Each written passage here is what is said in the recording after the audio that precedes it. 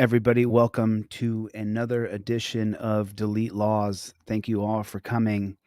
I want to show you a few minutes of this video, but before I do that, if everybody would do me a favor and hit the like button, take your finger real fast and just hit the like button. It'll only take you a second. Just do it. And then type in the comment section OTVO. Overturn Terry versus Ohio. Put it in the comment section. I'm going to show you guys some stuff today. I'm going to teach you guys some stuff. We're going to watch this video and then we're going to watch another video, and I'm going to teach you guys some things that I do that help me so dramatically when I deal with cops. And I'm going to show you another auditor's video right after this video. And I'm going to show you guys exactly how I deal with cops and the mistakes people are making when they're forced to interact with these jackboot thug pigs. So let's watch a few minutes of this. And then, as you guys know, during my live stream, if you go to my website, Delete Laws, and you pick up anything from my website, I'm going to give you everything I sell for free on my website. Go to deletelaws.com. If you can pick up anything from my site, I'm going to give you everything I sell for free. So go to deletelaws.com. After you hit that like button, hit the like button, everybody. Welcome to another episode of Delete Laws. I'm going to show you guys the first few minutes of this. This is going to make your blood boil. This is going to piss you off. I hope you enjoy it.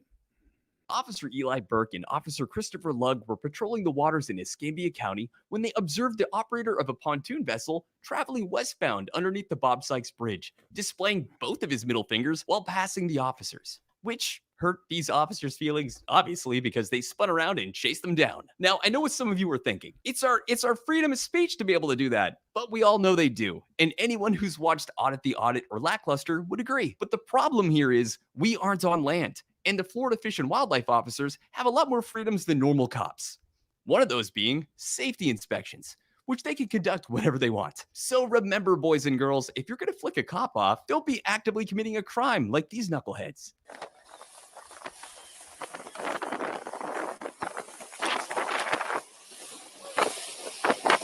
Put it in neutral.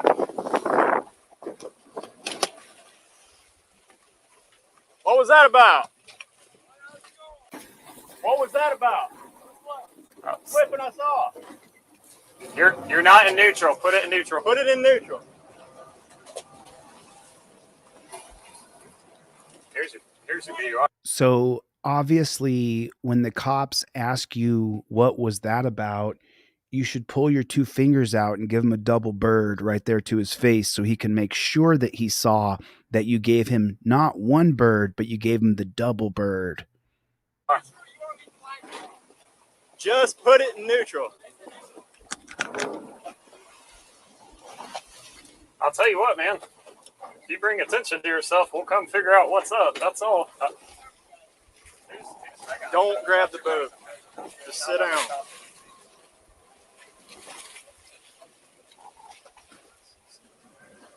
Whose boat is this? It's Freedom Boat Club, and I work for them. Okay, you work for him? All right. I don't want anybody grabbing life jackets or anything else I'm asking for. I want him to do it. All right? Yes, sir. Life jackets, where you want them? All life jackets are on the back. All right, listen to me. I need 9 life jackets, your registration, a throwable, and a fire extinguisher. All right, throwable. Right here. Okay. Fire extinguisher is right in here. Show it to me. Right. No, I want to check that gauge, brother. If it's a Freedom Boat Club boat, they got to make sure it's squared away. Is it good to go? Yeah. It's a brand new boat, so the fire extinguisher is good.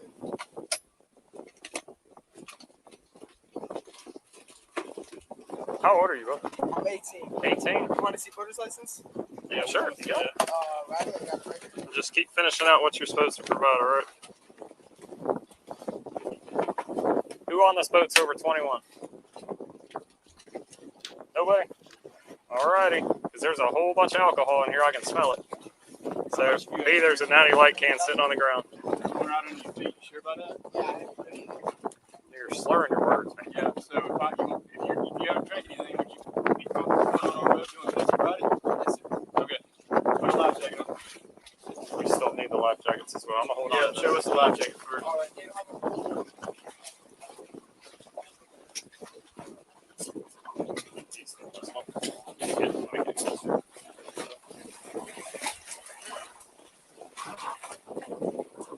So I know that's one. Do you have enough jackets for everybody on the boat?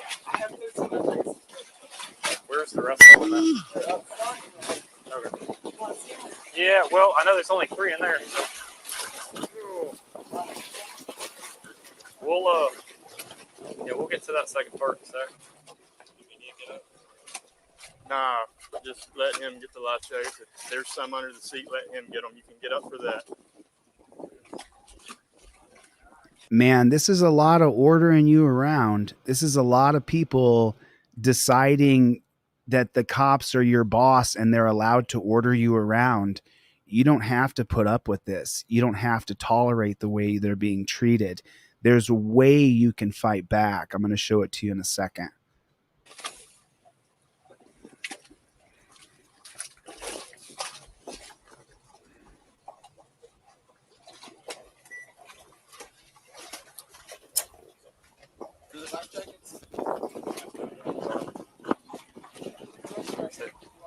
Yeah, bro. So we do want to. I'm not gonna make you take them out if I can count them. But 3, 4, 5, 6, 7, 8, 9, 8, 7, 7. We don't have plenty inside C7. I'm not being picky. It's just I can't see through 7. 3, 4, 5, 6. That's good. That's good. No, he is just being a dick. You want to get him on the bed, look at that? Or you want me to get on their bed? Here, you look up there. All right, would you be comfortable? That'll work. Just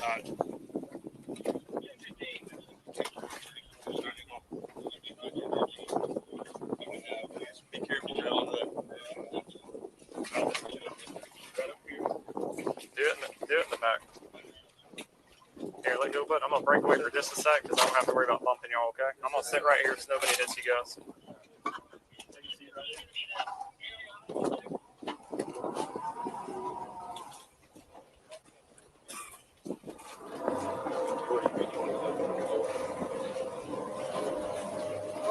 Try not to go too far. 4327.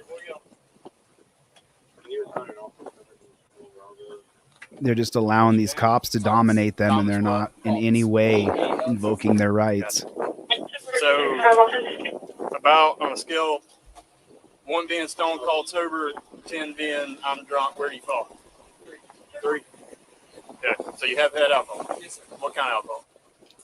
Natural light. Natural light. Holy smokes.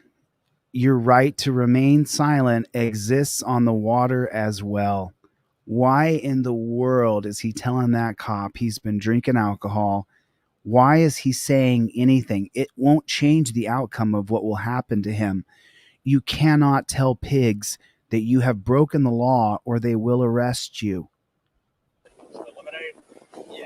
Yeah, I saw that running feet. All right. I'm going to check your eyes. Hold your head still and follow the stimulus with your eyes. Do only. not you do understand? that. All right, I skipped over the field sobriety tasks, and they're incredibly boring compared to land field sobriety tests. And honestly, if he passed with flying colors, they would have just arrested him anyways for underage beverage consumption. Boot off. So why'd you flip us off? It's a marina thing. You know how it is. Have you ever been to the marina? Yeah, but that caused a lot of attention. Yeah, it does. Yeah, no, I just wanted to get that. They're getting Okay, dominated turn up. by these All right, pigs. stand up. Turn around.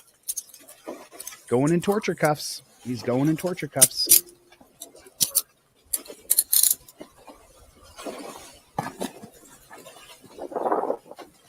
Place in arrest for both under that clause. All right, is that too tight? That's fine. Y'all all in?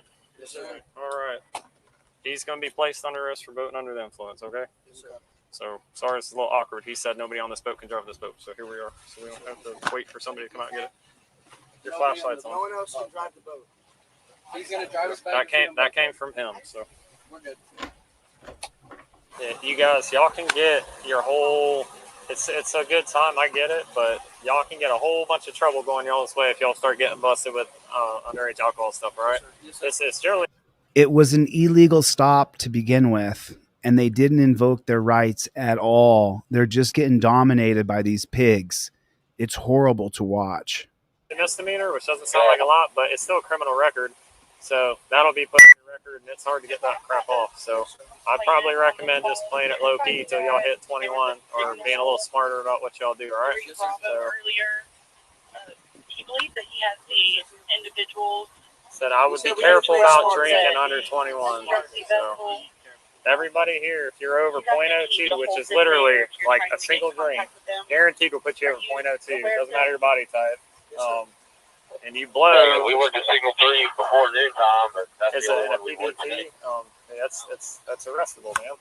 So not a lot of times we'll try to give you court date, and the judge will defer it. Try to give people. We don't like writing young people stuff, all right? But something like that, where we drive by, we're minding our own business. We got a guy standing up, flipping everybody off, exiting the steering wheel, not driving in the middle of a bridge where you got people coming from left, right, and other traffic and wakes, and he's taking his hands off the steering wheel to go over there. It's nothing to do with this. It's he doesn't want to drive the boat when he's got all y'all on board, all right? He's just we making turn it around up. and he's in his status, so we take that serious, because all it can do is, say this thing caught a wave and it went right in, and he's not sitting here to immediately go left. You guys are going to hit the bridge. Everybody in the front of this boat's going to have a bad day. So it can get real serious, y'all.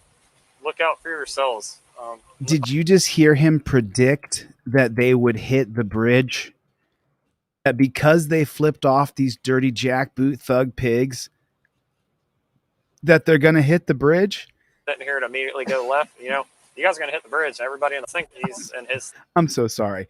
Let me go back to this bullshit cop logic one more time here. Let's listen to it from the beginning. I'll go back 10 seconds. Sitting in the steering wheel, not driving in the middle, like writing young people stuff. Okay, so he says, we're right, blah, blah, blah. Now here comes the beginning of this blurb where he just makes up that because he flipped off the cops, he's going to cause a boating accident. He's going to crash into the bridge. All right, but something like that, where we drive by, we're minding our own business. We got a guy standing up, flipping everybody off, exiting the steering wheel, not driving in the middle of a bridge where you got people coming from left, right, and other traffic and wakes, and he's taking his hands off the steering wheel to go over there. It's nothing to do with this. It's he doesn't want to drive the boat when he's got all y'all on board, all right? And we turn around and he's in his status, so we take that serious, because all it can do is, say this thing caught a wave and it went right in, and he's not sitting here to immediately go left. You guys are going to hit the bridge. Everybody in the front of this boat's going to have a bad day. So because he took his hand off the steering wheel and flipped us off, and we were so offended that we had to run over and roust some young college folks into some garbage. You're going to crash. You must be willing to crash. If he's going to flip us off, you guys are going to hit a wave and everybody's going to die, and it's your friend's fault. He's the bad guy. And the guy says, yes, sir. Because all it can do is, say this thing caught a wave and it went right in, and he's not sitting here to immediately go left. You guys are going to hit the bridge. Everybody in the front of this boat's going to have a bad day. Hey, the world turned to mush tomorrow. It can get real serious, y'all. Look out for yourselves. On the water, stuff turns bad pretty quick. It's pretty unforgiving. So where do y'all go to school? Put a 1 in the chat if things went bad when the pigs came on the scene. Put a 1 in the chat if things went bad when the pigs came on the scene. I'm just wondering, everything was going fine till the pigs got there. Their friend wasn't going to jail. Nobody was too drunk to drive the boat. There's some kids out there drinking some beers out on the water, having a good time. Nobody was in danger. The cops were offended. And he's trying to cop-splain how they're going to get in an accident and crash the boat. Put a 1 in the chat if everything was fine before the pigs arrived. We just graduated from Gulf Breeze. Okay. 2023. Bunch of breezers, huh? Yes, sir. Where are you from? Okay. There you go. Wait, make sure he knows. UWL spawn. Yeah, I'm out there. Oh, wait. When did you graduate? How old are you turning? Wait, you're older than Corey? Yes. I'm like, you're super. I'm turning 20. Triple super. I graduated. Nah, it's all the way at the end of the left. You turn 20 this year? Next year. See, Trevor's old. The fuel doctor. Trevor turns 20 this year. So when it turned right after the fuel dock. Okay. On the There's a inside. slip. Yeah, there's a slip literally right here. Before this dock, right here. Yes, sir. In October. Y'all don't crush your hands in the seawall, all right? So don't be sticking your hand out. Don't get out from behind that rail either. Yeah, get that background, bro.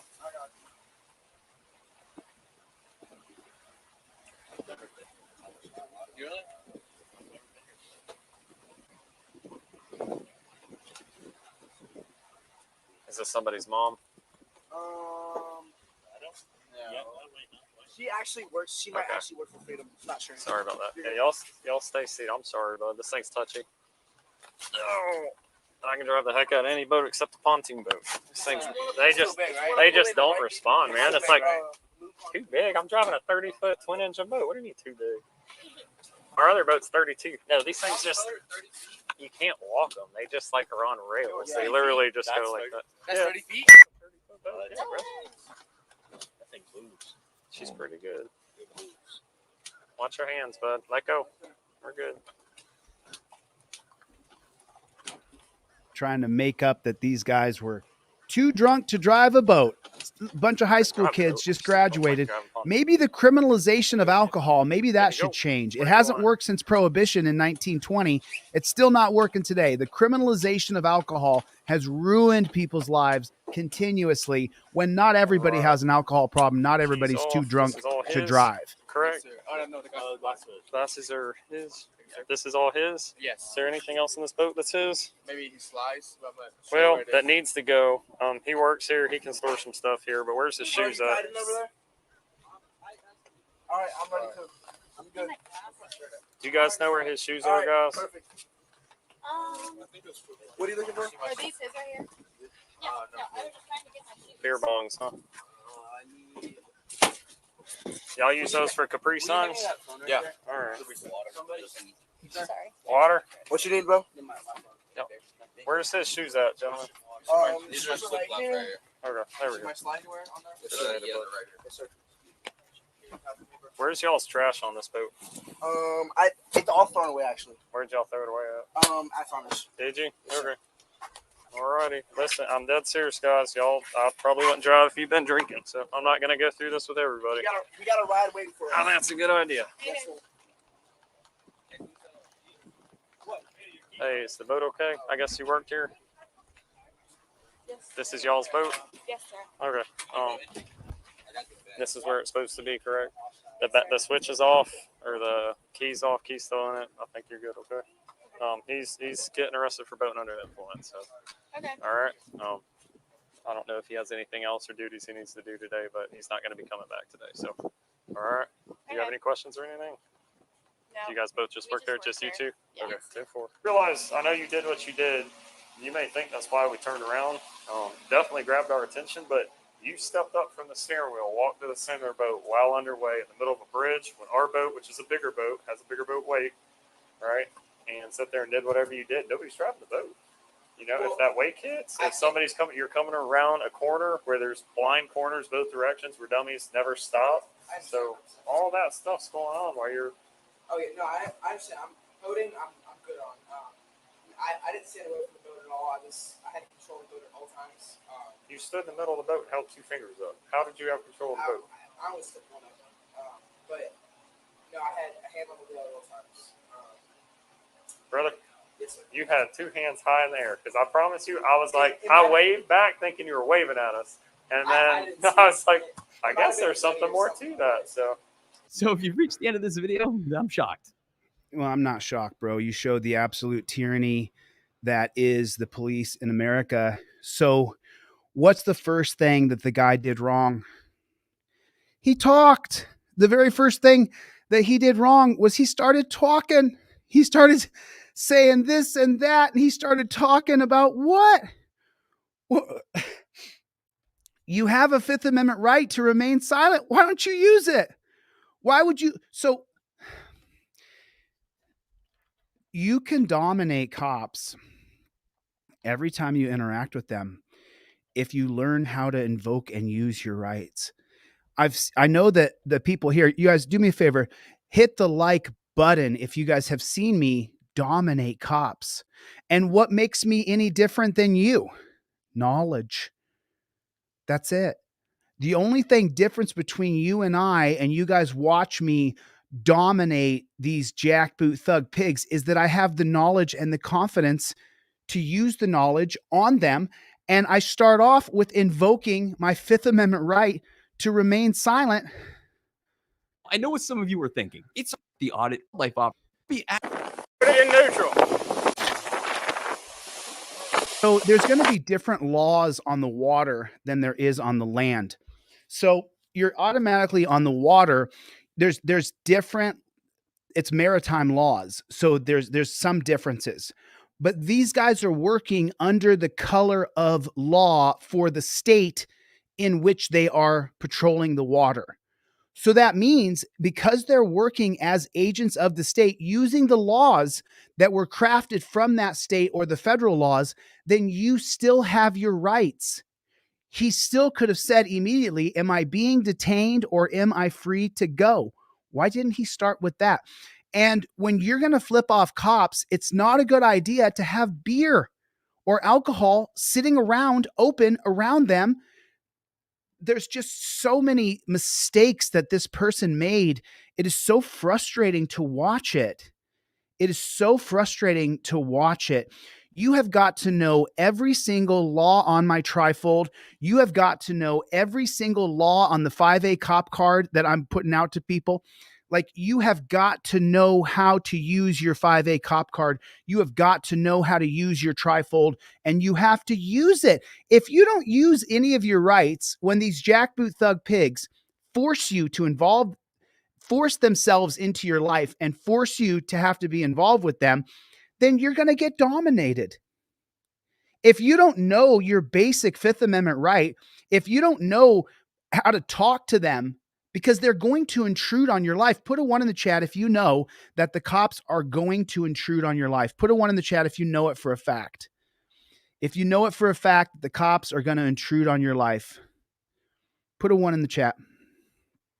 I just want to see how many people know for a fact that cops are going to intrude on your life.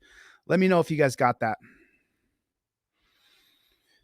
So I'm going to show you another video, and this one's on land. So I don't want to give you guys the wrong information from what you see on land compared to what you see on water. So I want to show you this video, and for this auditor, it goes by First Amendment Protection Agency. I'm going to show you guys something that I do that so this is the name of the channel if you guys want to get over here and subscribe to this guy's channel. I really like his channel, so I'm going to drop his link down here in the description. We have to support one another in the fight for justice and for freedom. So there's his link. Oh, you got it? Nice. Nice. Nice. Oh, so armed stones 420. I sent him the trifold and I sent him the 5A cop card, and he got it all printed out. Hell yeah, bro. So just so you guys know, if you're new to my channel, welcome. My name's Chille. I am Delete Laws. And what I do on every one of my live streams, and I'll continue to do it until I'm dead, I give away all of my products for free. Go to deletelaws.com. If you can afford to buy one thing, I would really appreciate it, because then it kind of offsets people. I give away 90% for free. 10% of people buy something. So with that being said, if you can afford to buy one thing from my website, I check the orders on my back end right here. I got my back end order tab open right here. I'm looking at it. And then what I do is, as soon as I get your order in, I peel your email address off there, and then I email you the trifold. I email you the 5A cop card. I email you my ebook. I email you my poster. I send you absolutely everything that I sell on my website for any purchase. Now, the 5A cop card hard copy and the trifold hard copy, I don't give these away. Well, that's not true. I do give them away for free too. You have to be here on the live and participate. Here are yesterday's winners. Here are yesterday's winners of the 5A cop card. If you participated yesterday and I asked you to participate and then you did, then here are the winners from yesterday. I'm going to read off all those names. And so this is the driver 5A cop card. If you're driving the car, this is the card you use if you get pulled over. It's similar to the trifold, but it's just for a guy that goes in his wallet, or a girl goes in her wallet. But then you have the same information for the driver in your pocket. And then this is the non-driver. And number 4 on the non-driver 5A cop card. Oh, that says driver as well. God bless America. Can I get a non-driver card over here, pretty please? Those are all drivers too. Where the flock did the non-driver card go? Here it is. Forgive me. So this is the non-driver card right here. You see how it says number 4 on there? Cop demands ID. A lot of people get the card just for this number 4 when the cop is demanding ID from you and there's no reason to give him ID. And he's saying that he has reasonable articulable suspicion, number 4. In the yellow is what you say. I plead the Fifth Amendment. I identify as good citizen. No ID is required. The law is in the blue. Hibble versus Nevada, 2004, a Supreme Court case that says with reasonable articulable suspicion, citizen must state how they ID. Do not give ID without probable cause. And then right up there in the yellow, it says, I plead the Fifth Amendment. I identify as good citizen.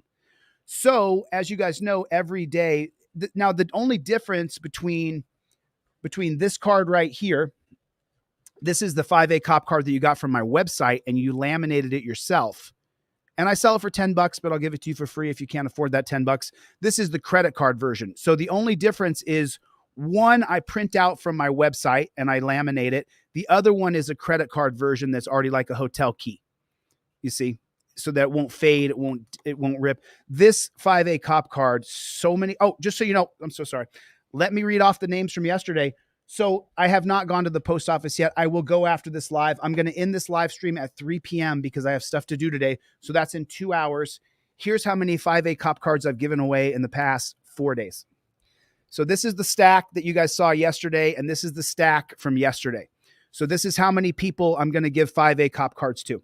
And yesterday's winner are Bartholomew in PA, Mr. White in Tennessee, Mr. or Mrs. Evans in Missouri, Mr. Casper in Michigan, Ms. Chafin in Oklahoma, Mr. Miller in PA, Mr. Couture in California. You got a 5A cop card coming to you in the mail.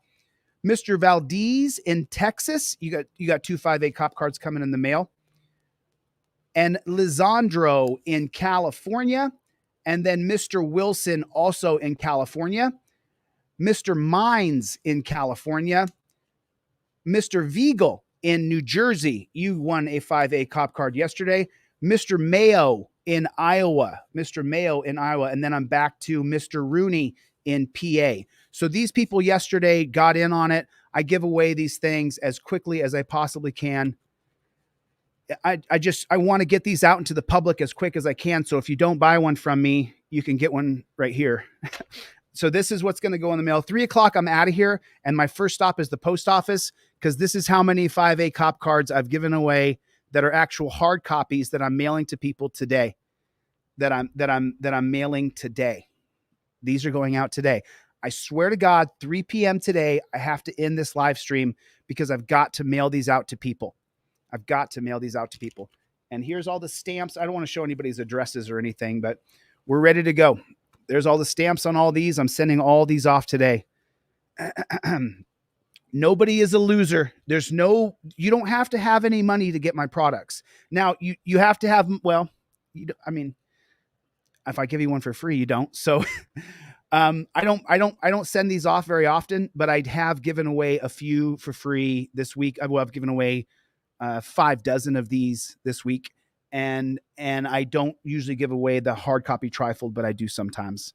However, the print at home trifold and the print at home 5A cop card, I give away every single day in the masses. Go to my website right now during this live stream, and I will also give you this poster that I made. This is the Supreme Court's on the top. These are the presidents on the black bar. This is the prison industry right down here and how it took off after Terry versus Ohio. This is the lynching graph right down here. And then these are the icons throughout history, these figureheads up here that kind of formed America that we live in today. And so, now what I'm going to show you guys, this video from First Amendment Audit Protection Agency right here. This guy's got 10,000 subscribers. And he's called First Amendment Protection Agency. And I'm actually going to give away a couple of my tells right here. I'm going to teach you guys what I do when I'm face-to-face with cops and what he doesn't do. And so for First Amendment Audit Protection Agency, if you guys would, please, you can see that I'm subscribed. I already liked the video. I'm going to go down here and I'm just going to, there's my comment right there. Oh, he replied. I didn't even realize how loud it was. So I was holding so I put right here, maybe no gum, good work, but I can hear you smacking that gum. And he put, I didn't even realize how loud it was till after. I was holding my, definitely going to have to fix that. All good.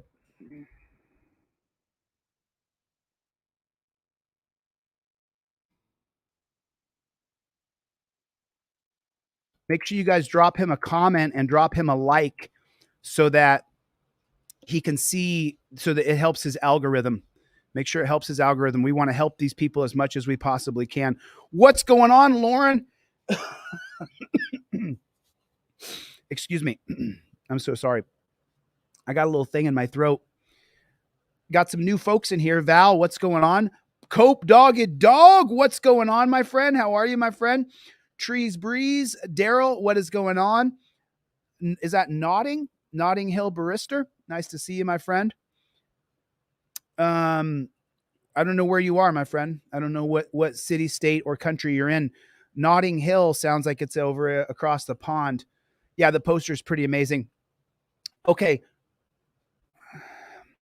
I do still have a $30 trifold coming in the mail, still waiting on it. Yep, it takes up to 21 days sometimes, but if you don't get it after 21 days, please contact me. Please contact me, and I'll make sure you get your trifold. We don't miss anybody. I don't miss a single person. So listen, I'm going to watch a few minutes of this video. I'm going to check my back end orders. If you go to deletelaws.com anytime right now, order anything. I don't care if it's $5, $10, $20, $30. I don't care. I just want you to get my trifold in your car. I want you to get this in your car. Even if I have to give it to you for free because you don't have any money, I'll still give it to you for free. I want you to get my trifold in your car. I want you to have the 5A cop card. I want you to have it and be able to use it. Cop asked to search your car. Do you know how to handle that? It's right there. Filming. You can give consent and then revoke consent. 1991, Florida versus Gimeno. You have the right to revoke consent if asked for consent. There it is. All right, let's get into this. And so for First Amendment Protection Agency, that's the name of this guy's channel. For First Amendment Protection Agency and any other activist or auditor who's going to go out and film cops, I'm going to give you some real direct advice here. Some real direct advice. And I know that any vice is a vice. And so I don't want to be, I just want to show you what works for me. First Amendment Audit Protection Agency. I want to show you what works for me, and then you can decide if you want to use what I do for yourself. Call me dumb again. That's a secondary. 5 seconds to leave. I want going to jail. I'm the chief. Call a judge. Call a judge. 4, 3, 2, 1. You're under arrest. Anything you do other than what I tell you will be considered resisting arrest. Do you understand? South Carolina. These are the events. Let me read this for you. These are the events that took place 11/7/2023 around noon in the post office at 315 Augusta Highway, Allendale, South Carolina. The body cam and 911 call will soon be released. 29810.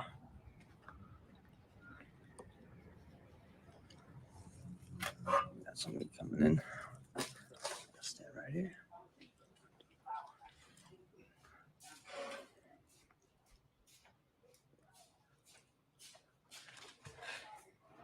I think he's going to give up the gum.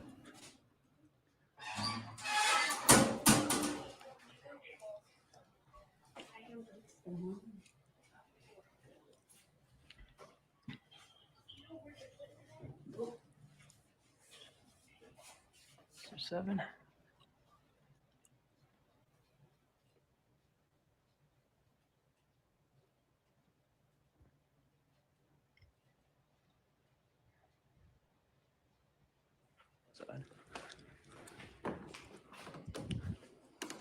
How you doing?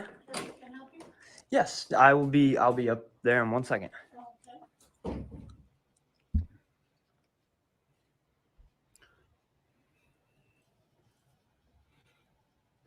He does something pretty unique here that I thought was super interesting. I'll show it to you in 1 second. It's about to come up. Is the postmaster in today? OIC. You're what? I'm sorry. OIC. I'm not familiar with that. What is that? Officer in charge. Officer in charge. All right. What was your name? Sherry. Sherry. Nice to meet you, Sherry. My name's Johnny. How much is Did she call herself the OIC, the officer in charge? I think she did. officer in charge? All right. What was your name? Sherry. Sherry. Nice to meet you, Sherry. My name's Johnny. How much is one stamp? 66 cents. 66 cents? 66? I thought it was 65. No. Oh, boy. 66. Isn't it set to go up again pretty soon? Yes. Oh, yes. boy. You know when? I don't know the date. He No. bought a stamp. But I can look it up if you need it. You just need one stamp? Yes, ma'am. All right. That is it. 35 cents. No, I appreciate it. Thank you very much. You're welcome. You want your receipt? Yes, please. Actually, that would be great. Now, Sherry, let me ask you a question. Are you familiar with your poster 7? The what? The poster 7? Poster 7? Yes, the poster 7. No. You're not? Really? Well, maybe that's something you should look into. But usually, I get quite a reaction when I come in here walking in with a phone. So, but Yes, you know, at least about, you know. At least if you don't know, you didn't overreact like I usually get. It's that's a very good thing. It's a very good thing. But Well, I'm doing my job, so well, I don't have any reason to overreact. you'd think not. You would think not. I hope not. Well, I'm gonna circle this this 800 number down here. Okay. I was about to head out after thinking no one was going to say a word, but I knew things were going to go downhill when this clown showed up.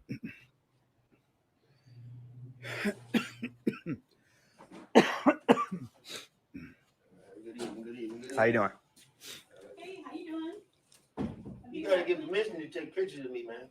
No, I don't. Hey, what's wrong with this crazy guy in here? I have no. You can't be doing that. I don't know what he's doing. I'm not sure. Call somebody. I don't know. Yeah, you can't be doing that. You got enough of these craziness going on around here. Yeah, I don't know. This is all about you. I don't know. Let me get to put the stamps, please, man. Okay. This crazy guy, you can't just be taking pictures of people. Yeah. I'm gonna call somebody.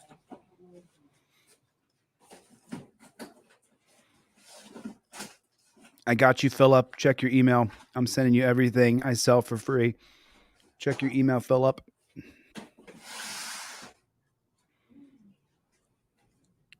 Philip in San Bernardino. What's up, sir? How you doing? You all right?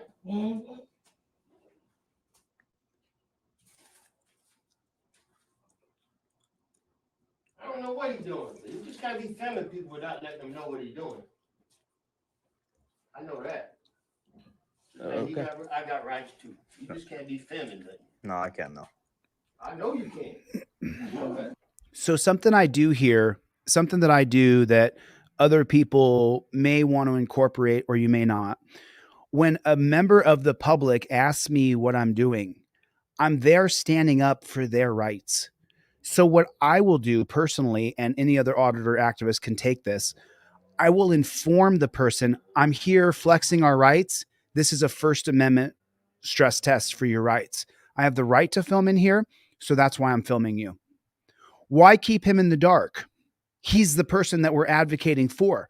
This is the man who we're doing this First Amendment audit for. It's for him and for me. It's for our rights.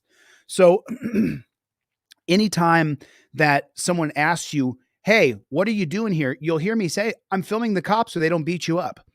I don't go to post offices. I don't think I have in the history of my auditing. I don't think I've ever gone to a post office. I take on cops. But don't be afraid to let the citizen who you are filming, let that person know what you're doing. And if the other people hear what you're doing, that's fine. I'm on the record. I'm here to stress test our rights. That's what I'm doing here.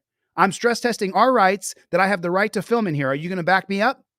Make him make the decision on whether or not he's going to back you up, but give him the information so he doesn't think you're just some creeper stalking him. What's up, sir? How you doing? You all right?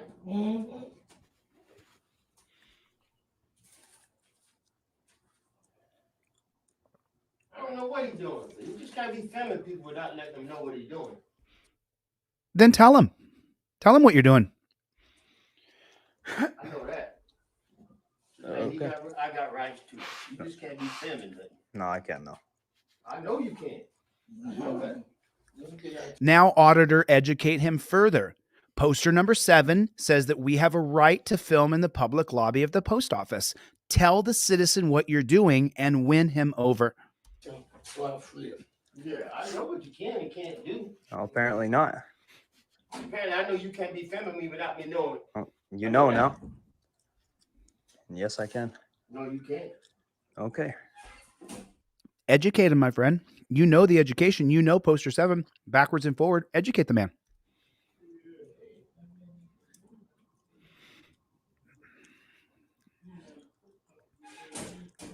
Walk in here, cause a disturbance, and call me a crazy guy. What disturbance I got? Hmm? What disturbance I got? Hey, you're coming in here raising your voice 'Cause it's my over a voice. phone. It's my voice. Yeah. But you can't be just filming. No, me for absolutely I can. Absolutely I can. Yeah, please. That's the problem with y'all now. What do you mean, y'all? You got right. See, I got right too. Freedom of speech. I can say what I want to say. Exactly. Well, this is part of it. Auditor, educate him. It's my right to film in a public lobby of a post office. It's well illustrated in poster number 7, which you can look up on your phone. Go put USPTO and put poster number 7 and read it yourself. I'm doing a First Amendment protected activity flexing our rights together. You're referring to the First Amendment, I know.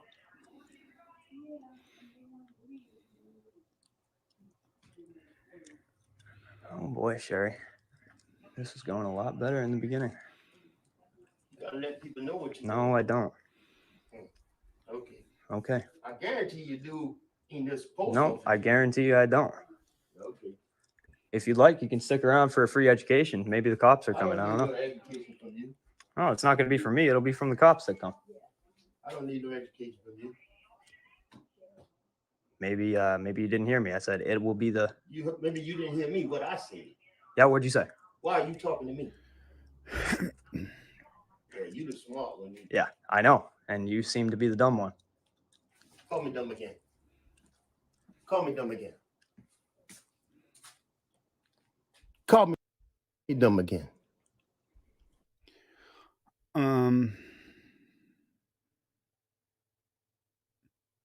You're dumb. I'd say it right to your face, bro. I would say you're dumb, you're ugly, you stink, you got razor burn, bro. Why don't you put a rag on that, get it nice and heat it up first so you don't get so much razor burn. It's pretty common in the black community. They get this really bad razor burn. Some, not all black people. But at this point, I would tell them, not only are you dumb, you're weak. Not only are you weak, you're pathetic. Not only are you pathetic, you stink. You smell like a butt. That's what I would have said to him. But I'm also a badass, and I don't mind getting in a fist fight if someone takes a swing at me. So I would have told him he's stupid, he's ugly, and that he's got to work on his razor burn, bro. Go soak that with some hot water first. Get the cells to open up and open so they're not all constricted. Because when you shave on constricted, I'm just telling you what I would have said. God bless this auditor put in this really rough position with some guy in his face. Call me dumb again. Dumb.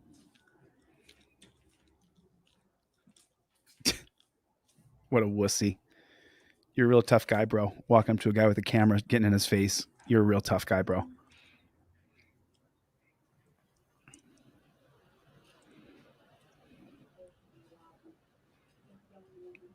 Auditor did a good job. Stood mute. Didn't incite the riot. Didn't incite. That's crazy, Sherry. Didn't harass the guy. You know, I'm a little more abrasive than this guy is, but he did a good job. He didn't incite or cause any kind of public controversy or any kind of riot. He didn't disturb the peace. He kept his mouth shut. Started off a lot better, guys. The way he did it may be better than the way I would do it. But as you know, nice cordial conversation with Sherry. I'm pretty abrasive. So, well, this started off a lot better, guys. We're about to have a very nice cordial conversation with Sherry, but now this has turned to a different situation. As you guys know, these things change quick, so. I dropped his link in the chat. It's First Amendment Protection Agency. I'm going to drop his link in the chat again. Go over, subscribe to this guy. Tell him Delete Laws sent you. But definitely, P-Rex is in the house.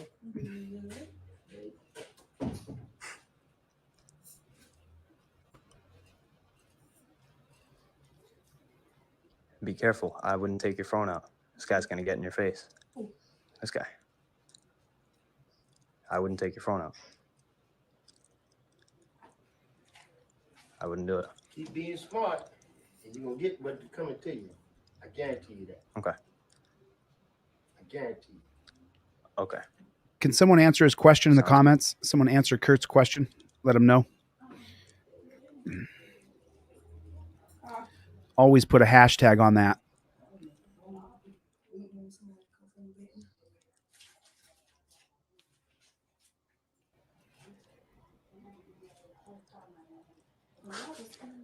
I don't know if you guys heard that, but Sherry already called 911. Good. This guy will learn something.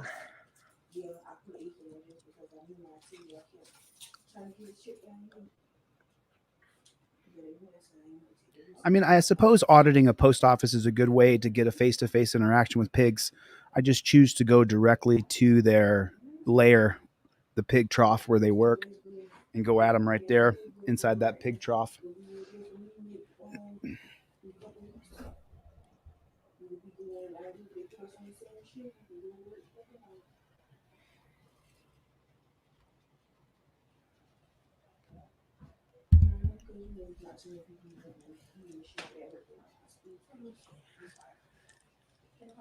Yes. Put the stamps, please.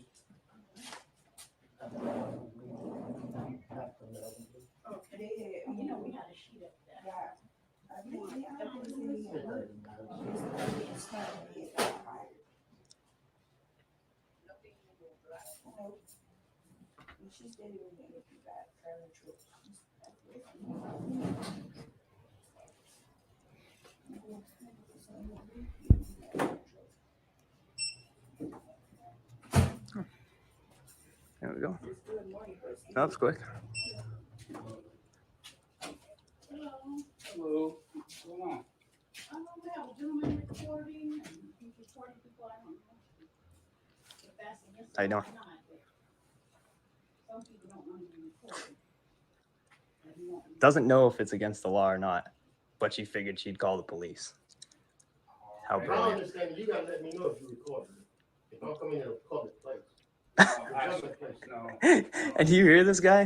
Hey, just- I done told you, be smart, be smart. Go ahead, do something. Do something in front of this guy. Go ahead. Be Sir. smart. I already have the first one on Sir. video, dude. So Sir, relax. just focus on me. If you're in a public place, Relax, buddy. you generally assume by the law to have consented to be recorded. So I don't have to tell you if my body camera's on. If you're in a public place, you can be recorded. Now, if there's an issue with the post office, okay, if there's a policy of the post office, you know, and you want them gone, you can ask them to leave. Really? You have asked them to leave. So this is where I'm You going to have help legitimate some business. auditors and some Are you activists here. transacting? I do have legitimate business here. I already did transact. Yes. Okay, so now you're loitering. No. Yeah. No. Okay, so right here, if you're an activist or an auditor, you want to take control of the pig. You guys see how I do it. What do I say? Actually, I'm a constitutional law scholar. I do know the laws. I know them better than you. You as the activist, you as the auditor need to come up with your tagline that puts me above you. Remember, these guys are beta male chump, jackboot, thug pigs. What they are looking for is the person above them to give them an order. How do we know that? How can I prove that to you, that what I'm saying to you right now is true? Let's go back to a place called Uvalde, Texas. There's a madman in the classroom executing kids one at a time. We can hear, boom, another kid dies. Boom, another kid dies. You got 300 cops on the other side of the wall.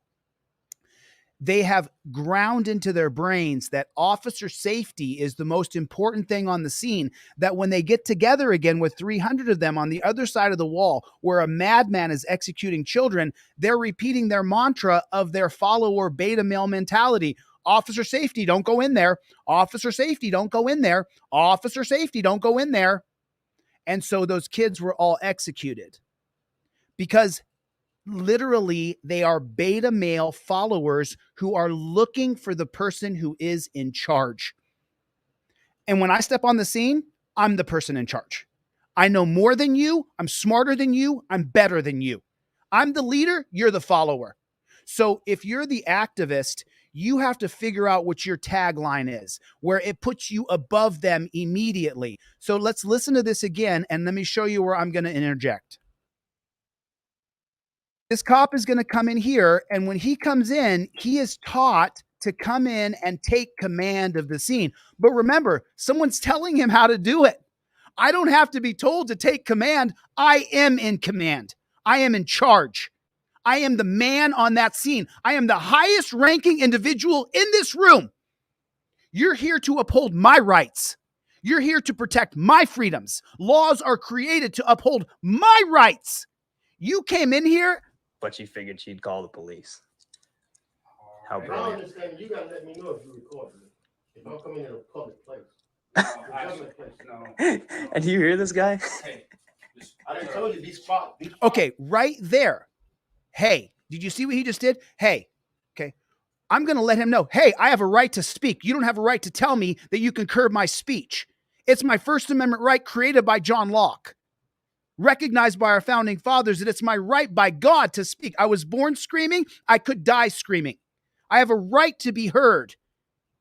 Take control of the pig immediately. Remember, this beta male jackboot thug pig is looking for someone to be in charge of him. Remember that and take it.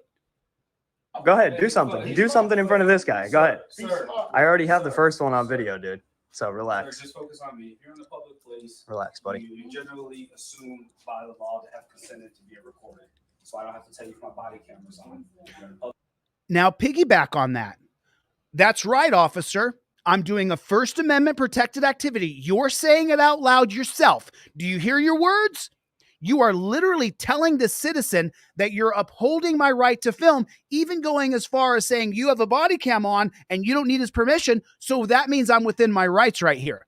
Jump on everything they say and take a dominant position. place you can be recorded. Now, if there's an issue with the post office, okay, if there's a policy of the post office, you know, and you want them gone, you can ask them to leave. Really? Okay. So he actually did chime in and he said, really, at that point, drop your knowledge. Drop it now. You have to take command of these pigs before they put you in torture cuffs. You have to put yourself in a superior position before they start going hands-on and grabbing you. You have to get your stick down.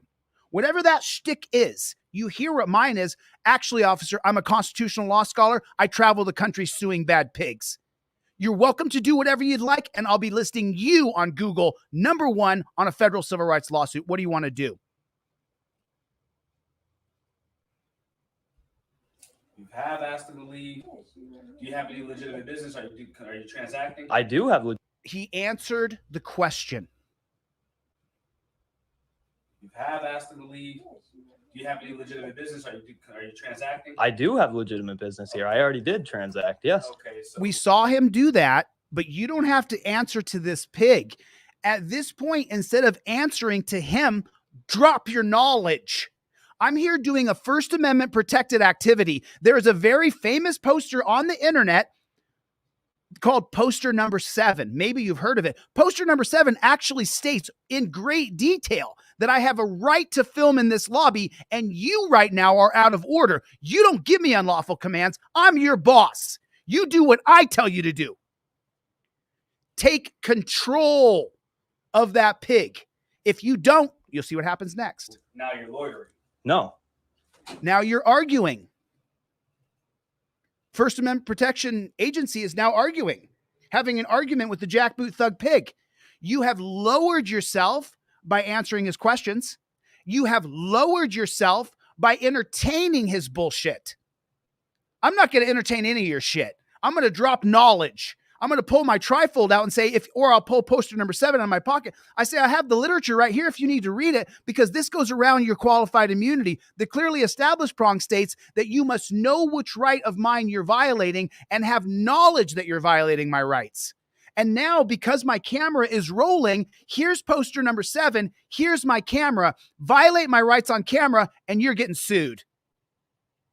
Take control of the pig. Yeah. No. Nope, I'm here. I'm here collecting information for a story and to disseminate it to the public. Okay, well, that's fine, but you have to do it outside. No, I don't. Why are you arguing with him? Drop the knowledge that you have. Drop it now. Or So, man, have you asked him to leave yet? right there, interject right there. Excuse me, officer, I hate to tell you your job, but let me inform you. She doesn't have a right to ask me to leave a public lobby of the post office. As a matter of fact, here's the receipt that I did transactions here. Furthermore, I invoke my First Amendment right to be press. I'm now recording this as a member of the press. Be very careful what you do.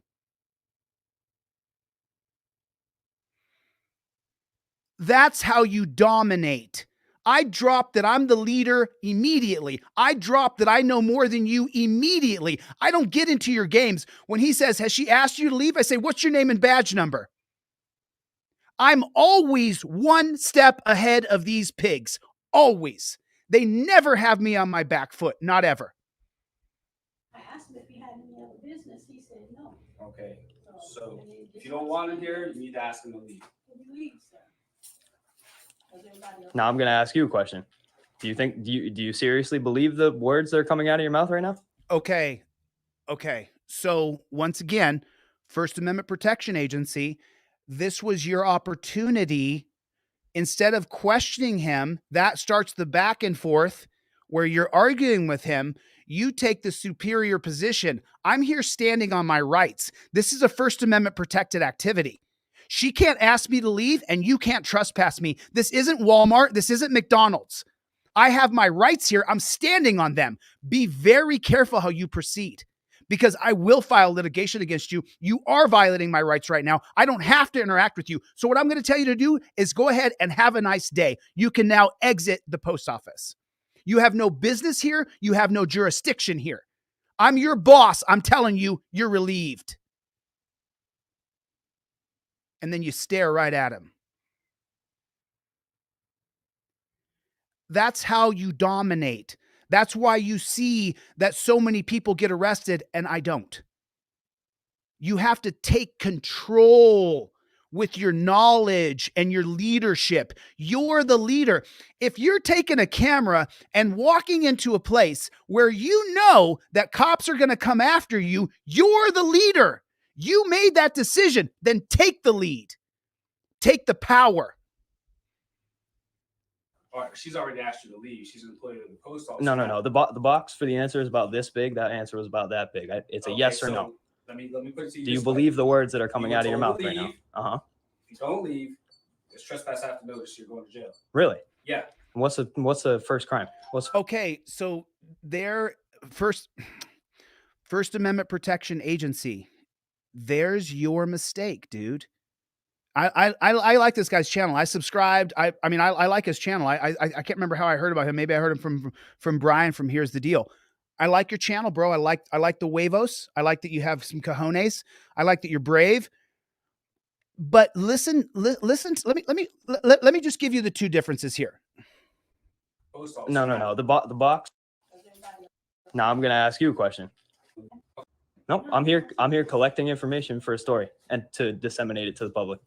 You did not invoke your First Amendment right. You didn't invoke your First Amendment right. You didn't say it. You did not say out loud immediately. You didn't say, I invoked my First Amendment right. It is right here on the non-driver card. Step number 1, start filming. And what do you state out loud? I invoke my First Amendment right. This goes around his qualified immunity with the clearly established prong because you have said out loud which right you're using. He no longer can claim qualified immunity. If you sue him and it goes to court and you didn't say out loud, I invoke my First Amendment right, he may still have qualified immunity. Step number 2 says right here, cop approaches you and says any words at all. While filming, you say, I invoke my Fifth Amendment right to remain silent. You can do it on an audit. You can do it anytime you want. But this auditor never, ever says the words, I invoke my First Amendment right to be press. And the results of that. Okay, well, that's fine, but you have to do it outside. No, I don't. Educate him now so that he can't invoke qualified immunity for the lawsuit. So, and have you asked him to leave yet? Educate. She doesn't have a right to ask me to leave. You've asserted yourself. You put yourself in a leadership position. Lead. I asked him if he had any other business. He said no. Okay. Jump in on that. You don't have a right to ask me to leave. You don't have a right to trespass me. I've invoked my First Amendment right to be press. I am gathering content for a story as a First Amendment auditor in this library now. You are experiencing an audit. Tell them. So if you don't want him here, you need to ask him to leave. Correct him. You're incorrect, officer. You're going outside of your qualified immunity. I invoke my First Amendment right. This is now a police protest. Say the words. Leave, sir. You tell her you're not qualified to ask me to leave. You're a public servant. I'm the civilian. I'm the member of the public. You are here to uphold my rights. You don't have the right to ask me to leave, especially as the officer in charge. You're actually violating your own oath. Now I'm going to ask you a question. Do you seriously believe the words that are coming out of your mouth right now? Yes, he does. All right, she's already asked you to leave. She's employed. But you did not educate First Amendment agency protection. You did not educate. You didn't say the magic words. You didn't say, I'm here doing a First Amendment protected activity as a member of the press. I invoke my First Amendment right. You can't touch me. You didn't say those words. You got to say them.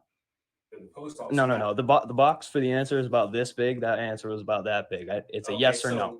Let me put it to you. Do you believe the words that are coming out of your mouth right now? Uh-huh. If you don't leave, it's trespass after notice. You're going to jail. Really? Yeah. That was your opportunity to say, actually, now let me educate you. If you look at poster number 7, you can look at it on your phone. I've invoked my First Amendment right to be press. If you violate my rights, you're violating my First Amendment right. You better call your supervisor because you're about to get sued. I mean, I told you guys when I started this video, and it is nothing but true.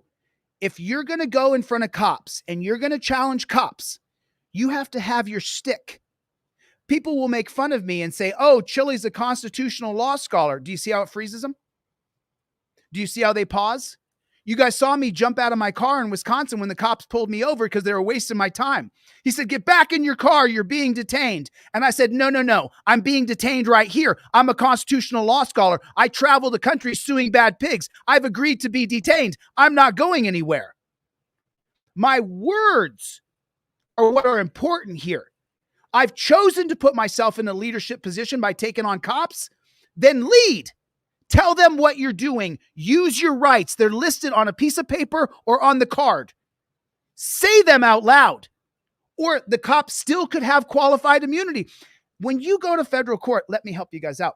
When you go to federal court, the judge is against you. The judge is against you. If you haven't invoked your First Amendment right to be press, and he's going to get arrested in a second, then the judge is going to rule against you. And he's going to say the cop has qualified immunity. You didn't say you were a member of the press. You started quizzing him and asking if he believes what he says. You never said that you were invoking your First Amendment. How'd the cop know? Now, you and I, as laypersons, we go, what are you talking about? You're doing a First Amendment protected activity. Of course he's protected. The judge is working against you, bro. The judge does not want to let you win. How do I know? I'm in appeal in 2 federal cases at the circuit court level. The judges ruled against me. And people are like, oh, Chille's bad at court. Am I? Or are the judges working against us? What do you think? Do you think I'm so bad? Or put a 1 in the chat if you know the judges are working against us. Put a 1 in the chat if you know the federal judges are working against us. They absolutely are. What's the first crime? What's the primary crime? She just told you to leave. No, what's the primary crime? Sorry. Trespass. No, the primary crime. All right, so here's the deal. That's a secondary offense. Oh, all right. So here's the deal. I would have jumped on that. Secondary 5 offense. seconds to leave. 5, 4, 3, 2, 1. I want going to jail. Okay. Before Before you speak another word, No, I want you to call your no, supervisor. no. I Okay, but folks, and don't think I'm bashing this guy. First Amendment Protection Agency, First Amendment Protection Agency. I'm not bashing you, bro. Love your work, dude. I've seen several of your videos. Full endorsement. Keep doing what you're doing. Alter your game. Ever so slightly tweak your game to invoke your rights aloud. You have to say, I invoke my First Amendment right to be press. This is a First Amendment protected activity. You have to say the words. The words have to spit out of your mouth. You have to say it. If you don't say it, the judge is going to say, you never told him you were doing a First Amendment protected activity. His qualified immunity is intact. Even though the cop should know it's your First Amendment right to film there, the judge is going to go against you. It's 100%. It's 100% the judge is going to be against you. Let's watch a couple more minutes here. Before you speak another, I'm the chief. so now you're the chief. Yes. You're the You need chief. to leave. Okay, You well, you have to call leave call by- somebody else. You better call somebody else. Call a judge. 5, Call a judge. 4, 3, 2, 1. You're under arrest. Anything you do other than what I tell you will be considered resisting arrest. Do you understand? No, You wanna know- not really. I want you to Okay. call your supervisor. Okay. Let's go house. I want you to call your That's supervisor. fine. You're under arrest. Go ahead, sit this down because I don't want to break it. Although the chief treated me with complete disrespect and total indifference to my basic God-given rights, I was treated with the utmost respect back at the station. Shout out to shout out to my man, Big Smokey. So apparently one of the jailers down there wasn't such a bad guy. Okay. Hands behind your back. There you go. Are you going to call your supervisor? Hello? You hear the torture cuffs? I just,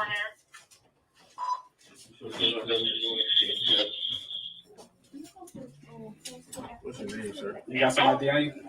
no, I don't. All right. Please don't stop the recording. That's going to be a bigger problem if you do. Okay. So thanks guys so much for your support. Like, subscribe, all these things he's written here. So this, I made this video specifically for you, First Amendment Protection Agency, and other people who will see this. You're also, take the information I'm disseminating. When you're in the rights game, like a lot of people that we know are in the rights game, you have to say the rights. You have to say them out loud. Let me show you what I'm talking about here so you guys can truly understand.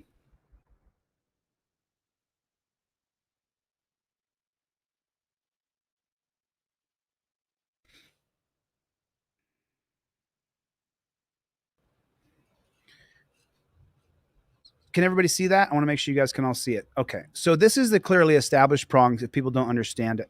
Clearly established means at the time of the pig's conduct, the law was sufficiently clear that every reasonable official would understand what he or she is doing is unconstitutional. So if you don't say that I've invoked my First Amendment right to be press, the judge is going to go, well, the cop didn't know. Now, for you and I, because we're involved in this, and then it goes down the line. It starts. Okay, so here's the two prongs. Remember I talked about the two prongs of the clearly established prong? So, sorry about that. Let me get it proper for you. The Supreme Court has set forth two-part analysis. So let me jump in right here real quick, okay? Who's on the Supreme Court? Who's on the Supreme Court? Anybody? Who is it? Do you have anything in common with anybody appointed to the Supreme Court? No. Have you ever heard of those people before? No. Did you vote for the people on the Supreme Court? No. What is the job of the Supreme Court? The only job of the Supreme Court, what is it? It is to ensure the constitutionality of law that is written by the legislators and signed into effect by the president or the governor of a state. So this is super important that everybody understands this. And so I'll take the time to explain it because I understand that I have a lot of knowledge. And so, okay. So let me get on this side. So we see the three branches of government right here. Do you see these? And then right up above it, this is the list. If you have the poster, these are the list of all the Supreme Courts, starting back here with the John Jay Court and then ending all the way down here with the Roberts Court. He's appointed in 2005.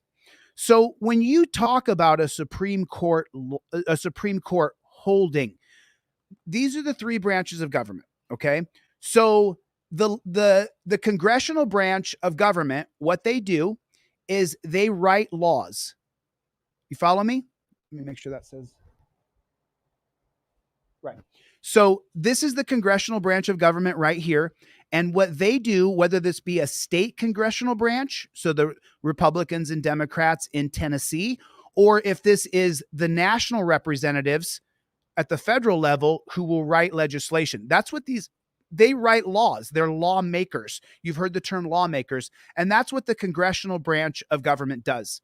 Then the president of the United States, if it's federal lawmakers, or the governor of Tennessee, if it's in Tennessee and it's congressional lawmakers there, they then will write laws that the executive, the governor of a state, or the executive, the president of the United States, will then sign into law.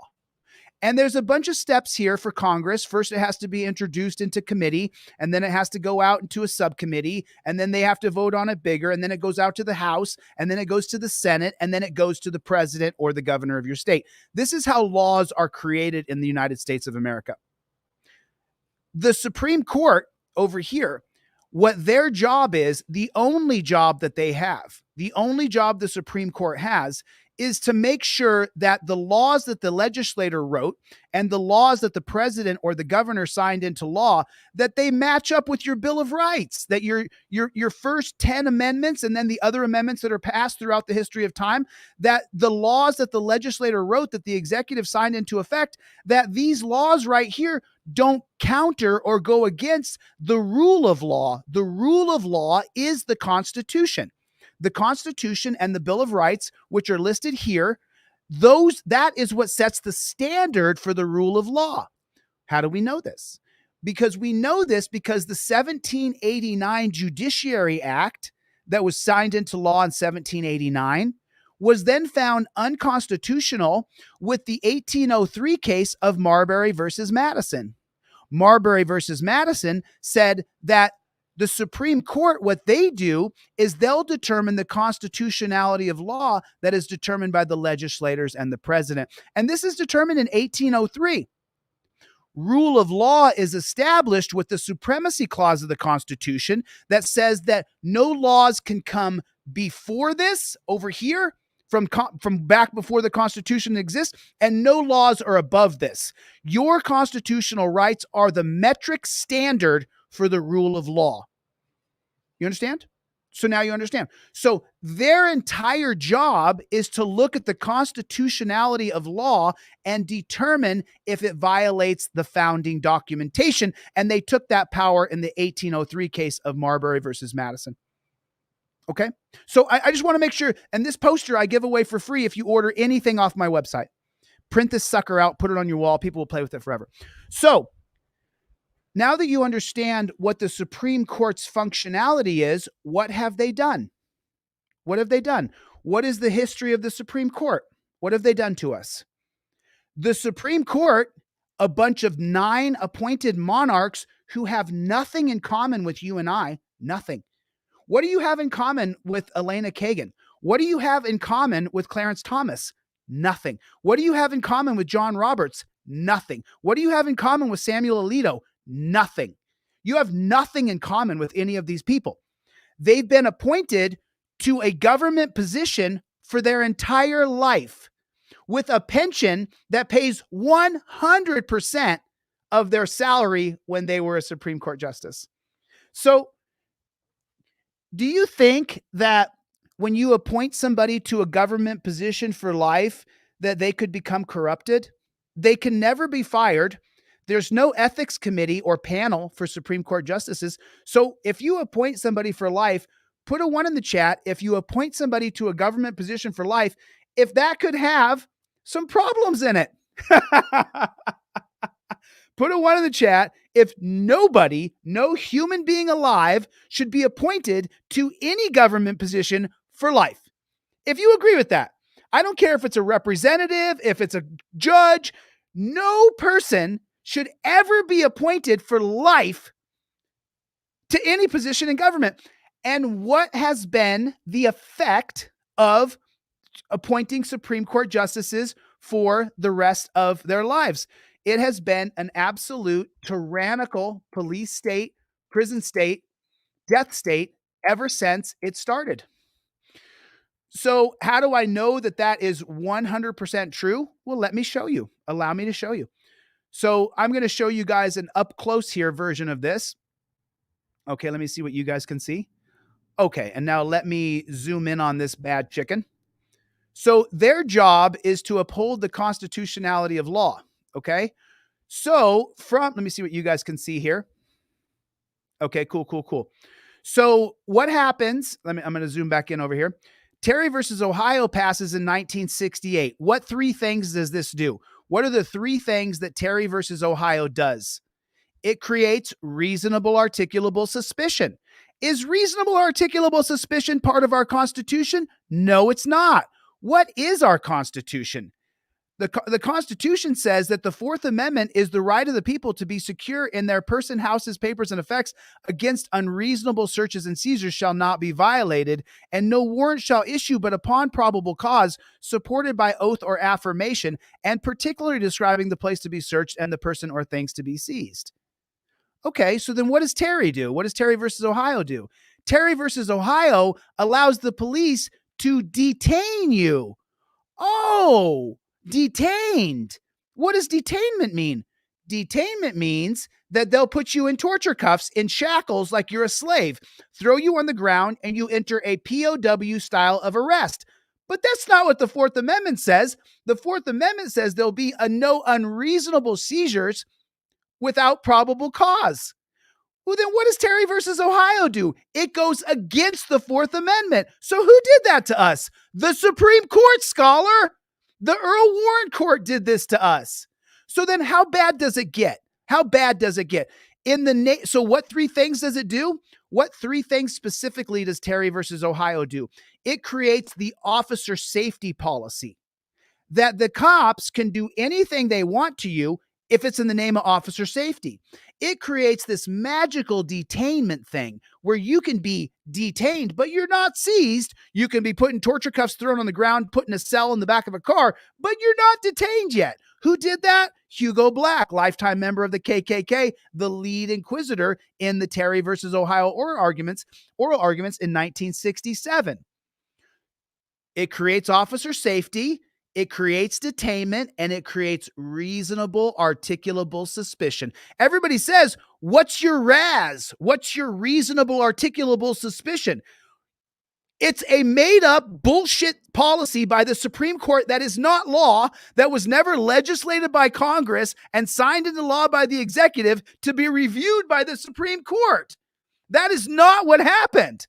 9 appointed people who have nothing to do with you and I. You ever heard of John Roberts? Did you ever heard of Kenita Brown? You ever heard of her? I'd never heard of her. And then all of a sudden she's on the Supreme Court. How come? She was picked from high school. They had Kenita Brown tagged to be on the Supreme Court all the way since high school.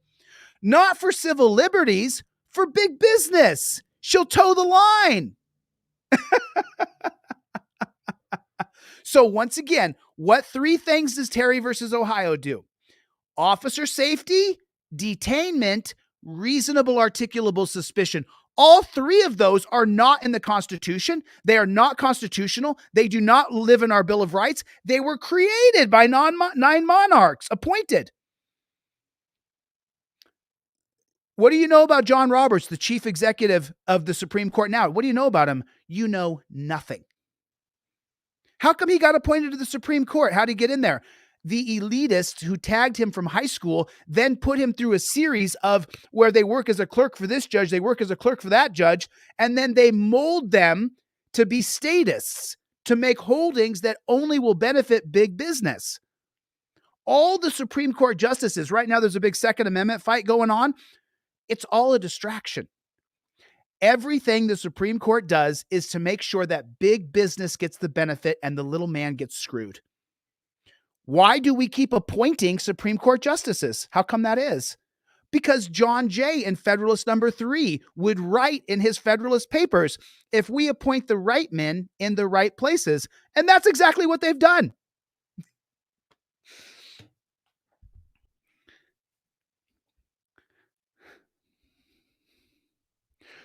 Let's keep going a little bit so I can show you the damage that Terry. So we have the 3 policies, right? Put them in the comment section. What are the 3 policies that the Supreme Court say? Not law, not written by Congress, not signed by the executive, and then the constitutionality determined by the Supreme Court. This was judicial activism. They created the Terry versus Ohio policy at the Supreme Court level. It was never legislated through Congress and then signed into law by the executive. That never happened. That never happened.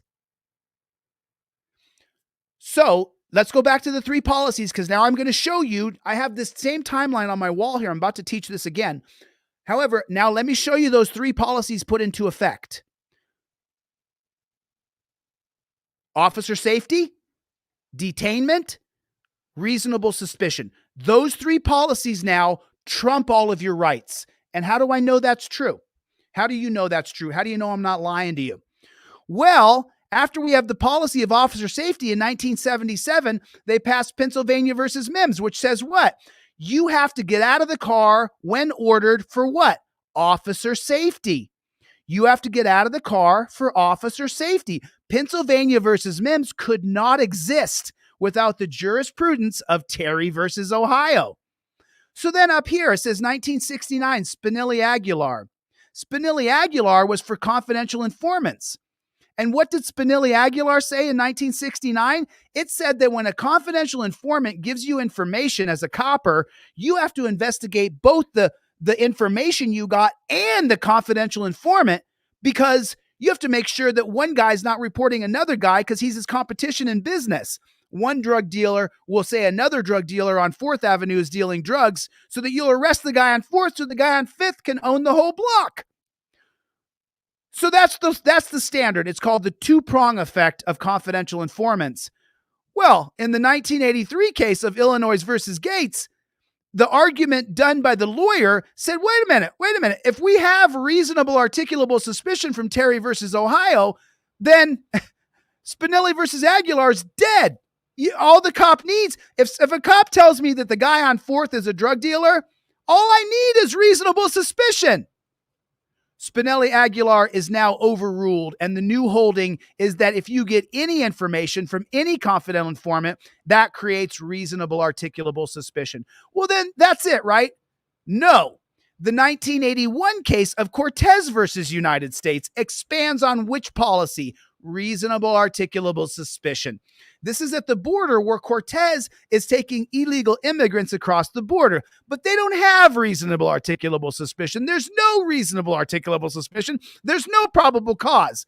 They search him anyway. They find illegal immigrants in the floorboard of his car. They arrest him. He then sues, and it goes all the way to the Supreme Court to Cortez versus United States. What does Cortez do? Cortez will now expand reasonable articulable suspicion to now equate to you take the totality circumstances of the scene to create reasonable articulable suspicion. How does that apply to you? You're driving down the road at 2:00 in the morning. The cops pull you over and you say, hey, I haven't broken any laws. And the cop says, well, it's late at night, 2:00 in the morning. This is a high crime area and you're driving a red car. What? You don't know any better because you never saw any of my lectures, and you're like, well, let me give you my license. Where are you heading? Oh, I'm just going over to my girlfriend's house. You invoke your 5th Amendment right to remain silent. You pull your trifold out.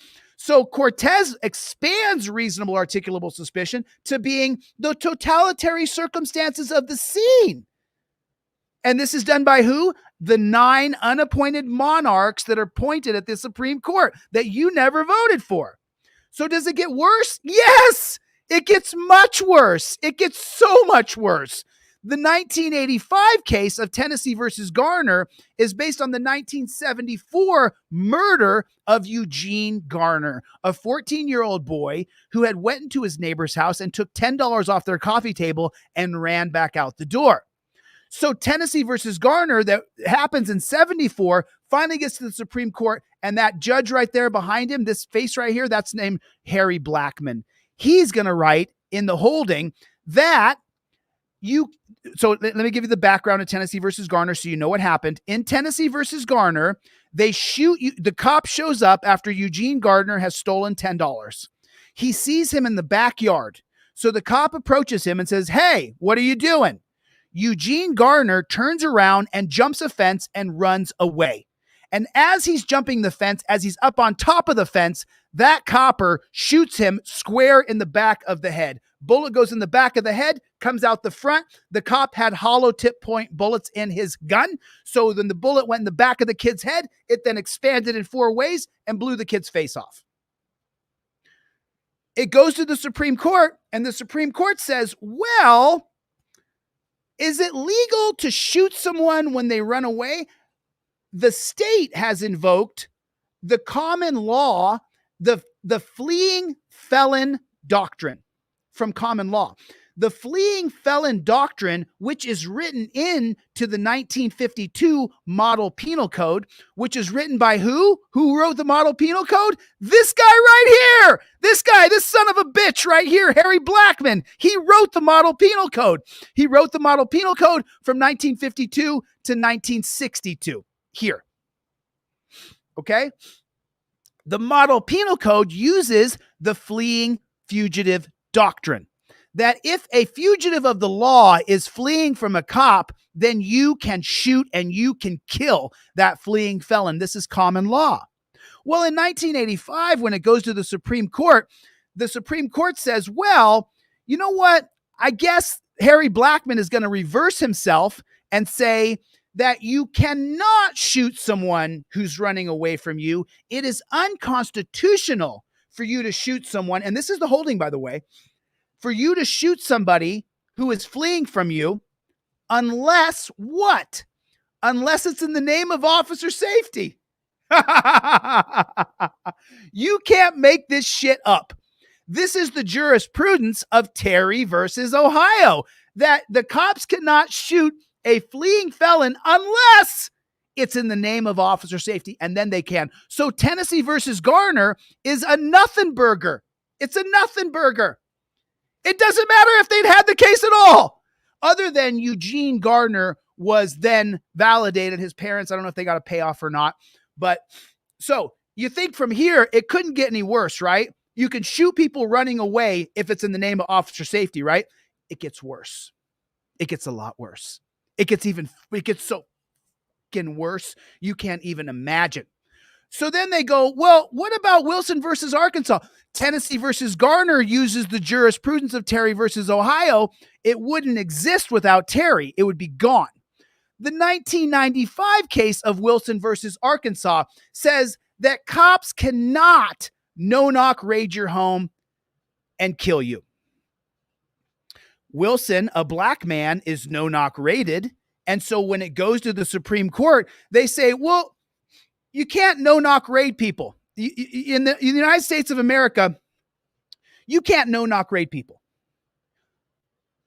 Unless it's in the name of officer safety, and then you can no-knock raid people. The cops can get... So this happened to me in 2002.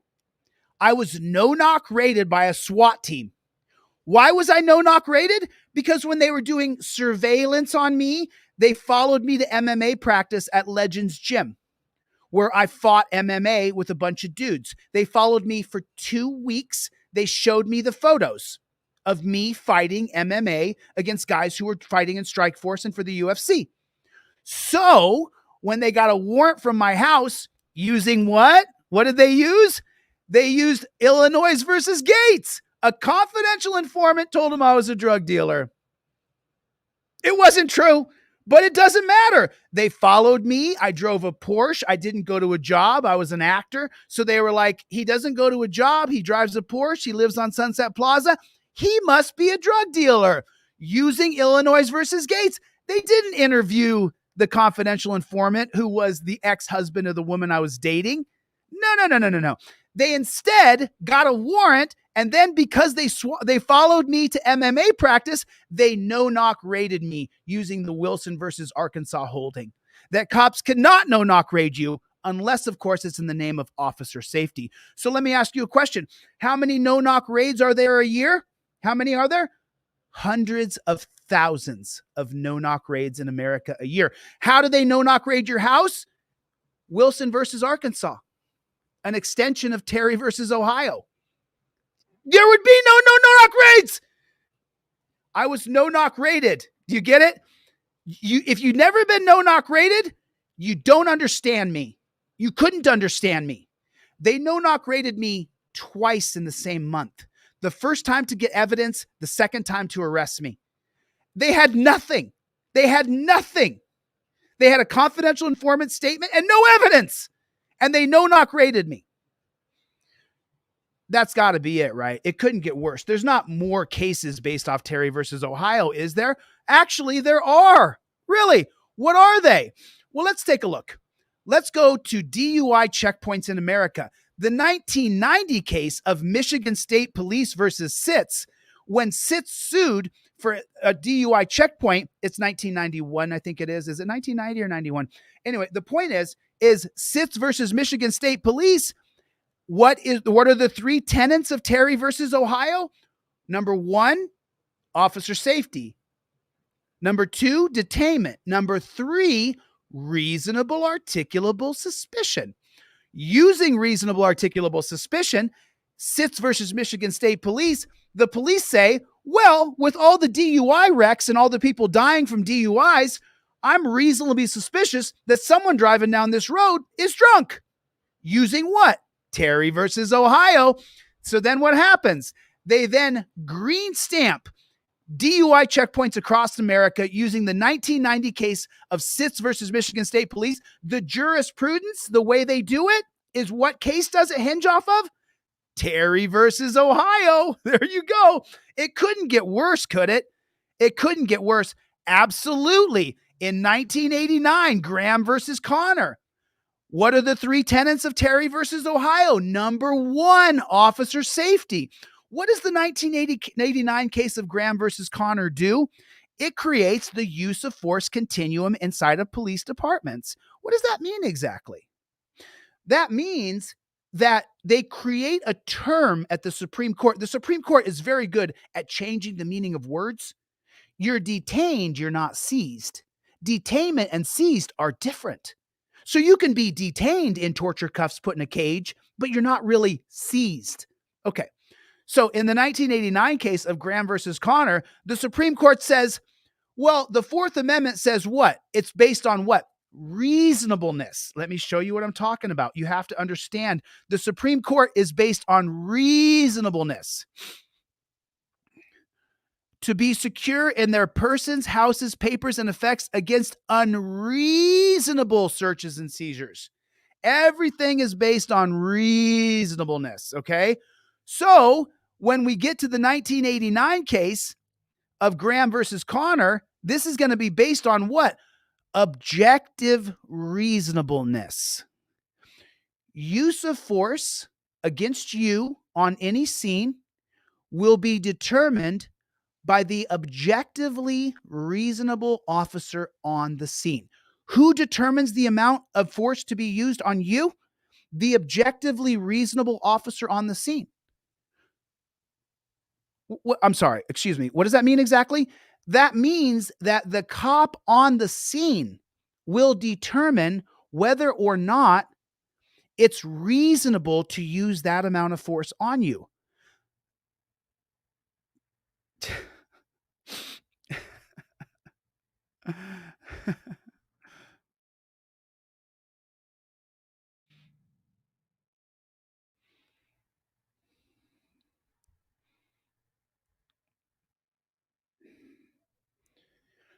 So what exactly does that mean? How does that affect me? And what does that mean? What does objective reasonableness truly mean?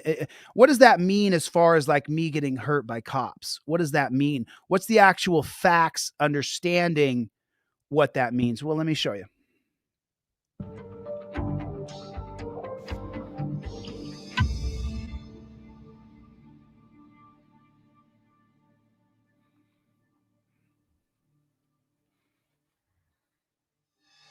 Explain to me Graham versus Connor. Graham versus Connor, the 1989 case that determines how much force can be used on you. The Supreme Court justices invented a term to circumvent Graham's rights. The Supreme Court justices invented a term. What'd I tell you? The objective reasonableness of police on the scene determines how badly you could be hurt during this interaction. The objective reasonableness, what they deem to be reasonable, what these two cops right here. Of police on the scene determines how badly you could be hurt during this interaction. The officer's actions are objectively reasonable in light of the facts and circumstances confronting them. In light of the facts and circumstances that are confronting him. Do you follow what I'm saying? So listen to what he says. Of police on the scene determines how badly you could be hurt during this interaction. The officer's actions are objectively reasonable in light of the facts and circumstances confronting them. Use of force must be judged from the perspective of a reasonable officer on scene. Listen to that again. This is the actual holding from the Supreme Court. Use of force must be judged by who? Judged from the perspective of a reasonable officer on scene. From the reasonable officer on the scene. The court said we must embody The court said, listen to these words very carefully. We must embody for who? What is their job? To uphold our rights. But what does the Supreme Court say? allowance for the fact that on scene. The court said we must embody an allowance for the fact that police officers are often forced to make split-second decisions about the amount of force necessary in a particular situation. Perspective of a reasonable officer on scene. The court said we must embody an allowance for the fact that police officers are often forced to make split-second decisions about the amount of force necessary in a particular situation. The Supreme Court said we must embody an allowance. We must give the cops a caveat to your rights because they're often forced to make split-second decisions. In 1984? Sure. 2023, you don't got to make a split-second decision. You can fall back. Fall back. I got him. Facial recognition. We got him. That guy's acting crazy. Fall back. Put your shield up. Film him. Let him do what he's going to do. You'll get him later. In 1984, though, the judges embodied an allowance for police because they have to make split-second decisions.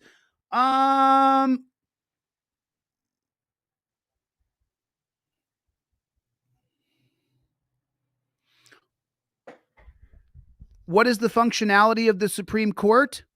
The Supreme Court's functionality is not to embody an allowance for cops who often have to make split-second decisions. That's not what the functionality of the Supreme Court is. The functionality of the Supreme Court is to determine the constitutionality of law written by Congress and signed into law by the president. The Supreme Court was never supposed to allow an embodiment for cops. The Supreme Court was never supposed to circumvent our Fourth Amendment so that for officer safety, these caveats are put into your Fourth Amendment right. They were only put in for blacks. The caveat, and oh, by the way, DeThorne Graham was a black man. John Terry was a black man. Wilson versus Arkansas was a black man. Tennessee versus Garner was a black man. Wren versus United States, 1996, Michael Wren was a black man. Hodis versus House, 2019, House was a black man. Cortez versus United States, Cortez was a Mexican. Are you starting to see a theme here? Graham versus Connor, the use of force, we must allow an embodiment for police because they have to make split-second decisions. DeThorne Graham was a black man. Starting to see something here? Starting to see a pattern? Are we starting to see a pattern? The severity of the crime and threat posed by suspects are factors. Okay, so remember what we're talking about here. We're talking about objective reasonableness, what the cop believes in his mind. So ready for this? Listen very carefully. Second decisions about the amount of force necessary in a particular situation. The severity of the crime and threat posed by suspects are factors. What does that mean exactly? What do you mean? What do you mean? The threat assessment and the severity of the crime? Okay, so let's break that down. What is the threat assessment? What the cop believes in his mind. The severity of the crime, what the cop believes in his mind, the crime you just did. I call 911 and I say, hey, the guy over in 4726, he murdered his wife and stuffed her in a closet. She's dead. He's in there right now. He's in there right now. He murdered his wife and he stuffed her in a closet and he's threatening to kill his daughter right now. Surely the cops aren't going to go over there and take that information as being probable cause, are they? Listen to it again. Listen to it again. The severity of the crime and threat posed by suspects are factors. The severity of the crime and the threat posed by suspects are factors. If you give a call and say, yeah, the guy in 4274 killed his wife and stuffed her in a closet, the severity of the crime is murder and the risk of the suspect is murder. So now they're doing a felony stop because someone called 911 and said you were bad. What's a felony stop? Well, you know what a felony stop is. Now, the Graham had done nothing wrong. He had his bones broken because... I was suspicious. My suspicion is enough to detain you. Because of Graham and objective reasonableness, we are afraid for our lives. That's where you guys have heard the I'm afraid for my life. Posed by suspects are factors. Now, the Graham had done nothing wrong. The potential danger from the suspect and the severity of the crime that the officer holds in his mind are factors. Now wait for this. He had his bones broken because... I was suspicious. My suspicion is enough to detain you. Because of Graham and objective reasonableness, we are afraid for our lives. Okay, that's it. So if the cops detain you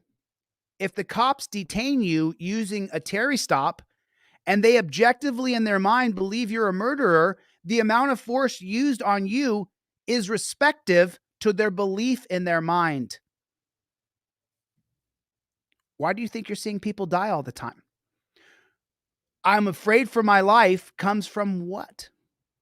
Terry versus Ohio, extended into the 1989 holding of Graham versus Connor.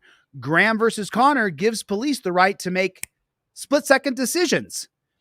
In the 80s, that was true. It's not so true anymore, is it? You don't need to make a split-second decision. I was afraid he was going to run off. Let him.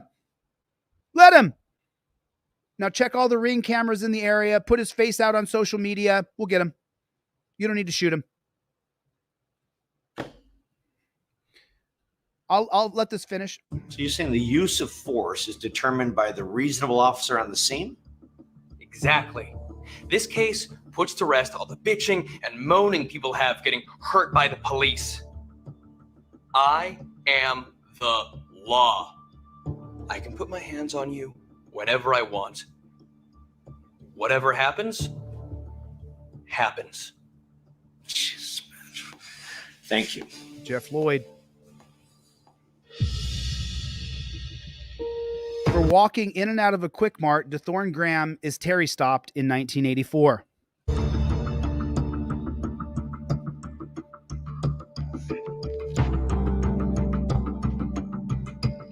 Cop Connor beat DeThorne Graham so badly that Graham sued Connor after he broke his foot, broke his ribs, and cracked his head open. What is objective reasonableness? A standardized use of force policy allowing cops to beat or kill you based on their objective reasonableness of the scene. Here is the tyrannical ruling. Use of force is determined by the reasonable officer on the scene. And here's the DeThorne Graham story, 1984. Hey there! Saw you run into that convenience store and run right back out again. What are you up to, boy? Line was too long. I'm diabetic. I need sugar.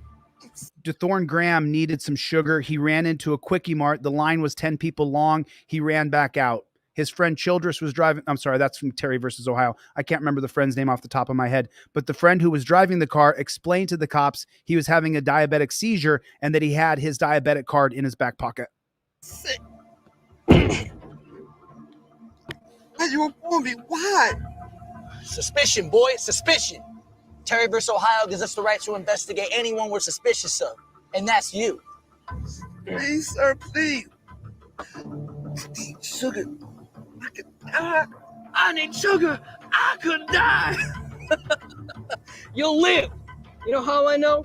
This is a historic case from 1989, Graham v. Connor.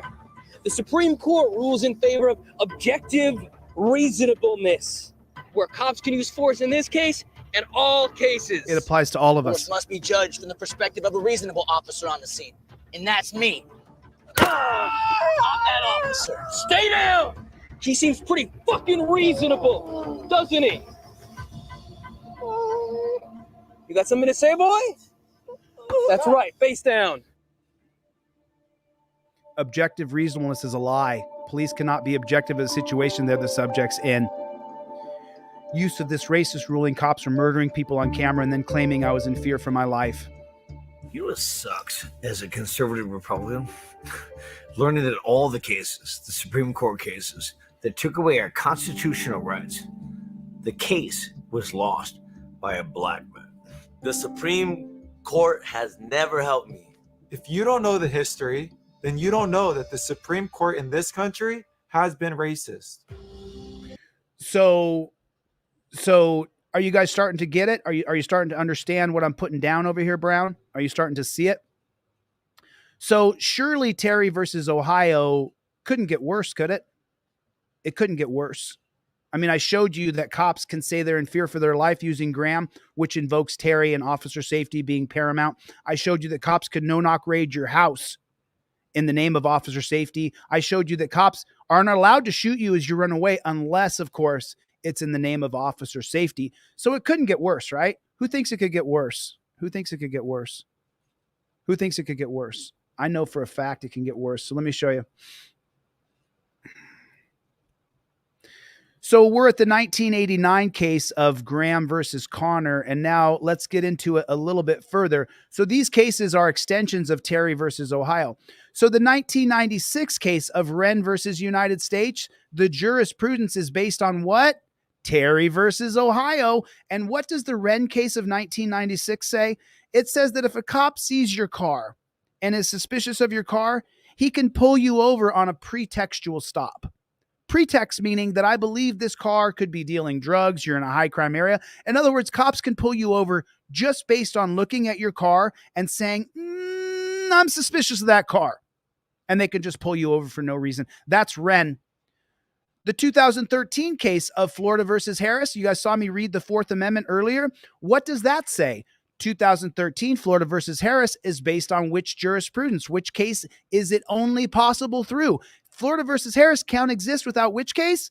Terry versus Ohio. What does the 2013 case of Florida versus Harris say? That if a dog barks at your car and it's a drug detection dog, that is probable cause. Well, why does that matter? How come that matters? Why is a dog barking at my car? Why does that matter? Well, it says here, no warrant shall issue but upon probable cause. Supported by oath or affirmation by the canine handler. So the canine handler can say, I swear the dog is trained to detect drugs and it barked. Canine dogs have been proven to be faulty in more than 50% of cases. So surely it couldn't get worse, could it? There's not more cases on here, are there?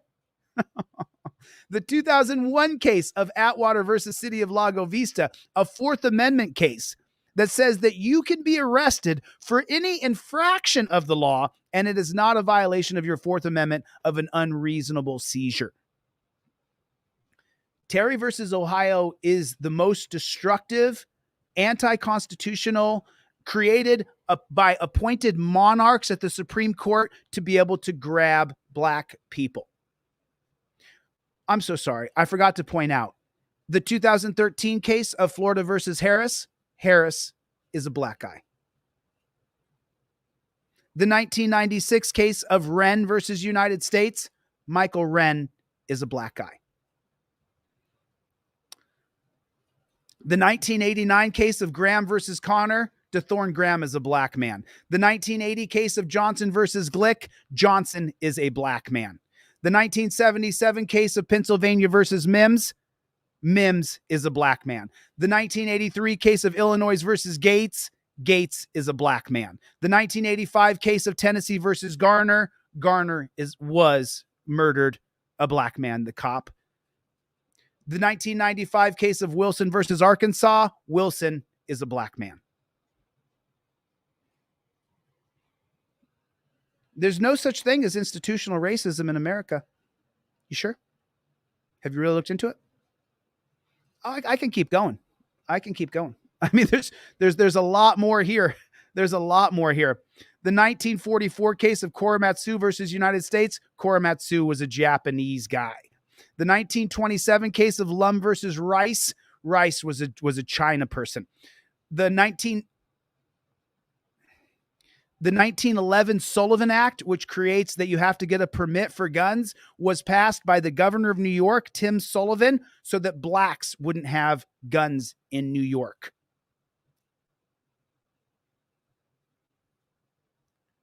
The 1927 case of Buck versus Bell, which creates legal sterilization within prisons, it was because the woman who was being sterilized was sleeping with a black man. The 1900 case of Bad Elk versus United States is against Native Americans. It then reneges on our treaties and says that we can prosecute Native Americans in the United States. We reneged on our treaty. The 1883 case of Pace versus Alabama criminalizes interracial marriage. Orlando Pace was a black man. The 1896 case of Plessy versus Ferguson, Plessy was a black man. The 1904 case of Giles versus Teasley, the 1903 case of Giles versus Harris, Giles is how you say his name, was a black man. The 1926 case of Corrigan versus Buckley creates what they call racial restrictive covenants. It's going to be overruled in the case called Shelley versus Kramer that will then end racial restrictive covenants. But this is where you can't sell your home to a black person. And they made it a criminal offense until Shelley versus Kramer in 1948. And then after that, what they did was that if you sold your house to a black person, the other people on your block could sue you for lowering their property value. Right after Shelley versus Kramer, what happens? This thing called what? Redlining. What is redlining? That is where government officials will put a red line around specific areas that they will not invest in the public parks or in that area. And what are those areas? Those areas are where black people live. Look, you guys know my skin is pasty white. You know my name is Jose Maria DeCastro and that I'm Colombian. You know this about me. You think I enjoy pointing out the institutional racism of America? I don't. The Supreme Court is our problem, scholar.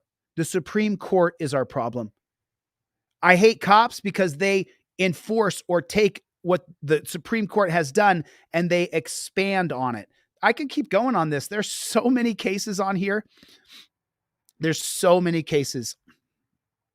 This is one of the only tyrannical cases I can't find. I believe their name, it was Diane Kerr. Her name was Diane Kerr. So in the 1963 case, so I'm going to give you guys a little history lesson right here real quick. The 1963 case of Kerr versus California.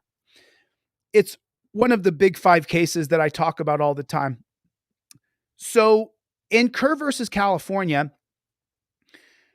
the case goes to the Supreme Court after Diana Kerr goes home to her apartment. And while she's there, she's been being tailed by narcotics officers. She has marijuana. Oh, I said the word. My video is going to be demonetized and my video is going to be hammered because I said the word Mary Jane. You're not allowed to say Mary Jane on YouTube or they'll demonetize and devalue your video. So Diana Kerr is a Mary Jane distributor. And so when the cops, so there's so much here. If I give you just the Cliff Notes version, you won't really understand the case.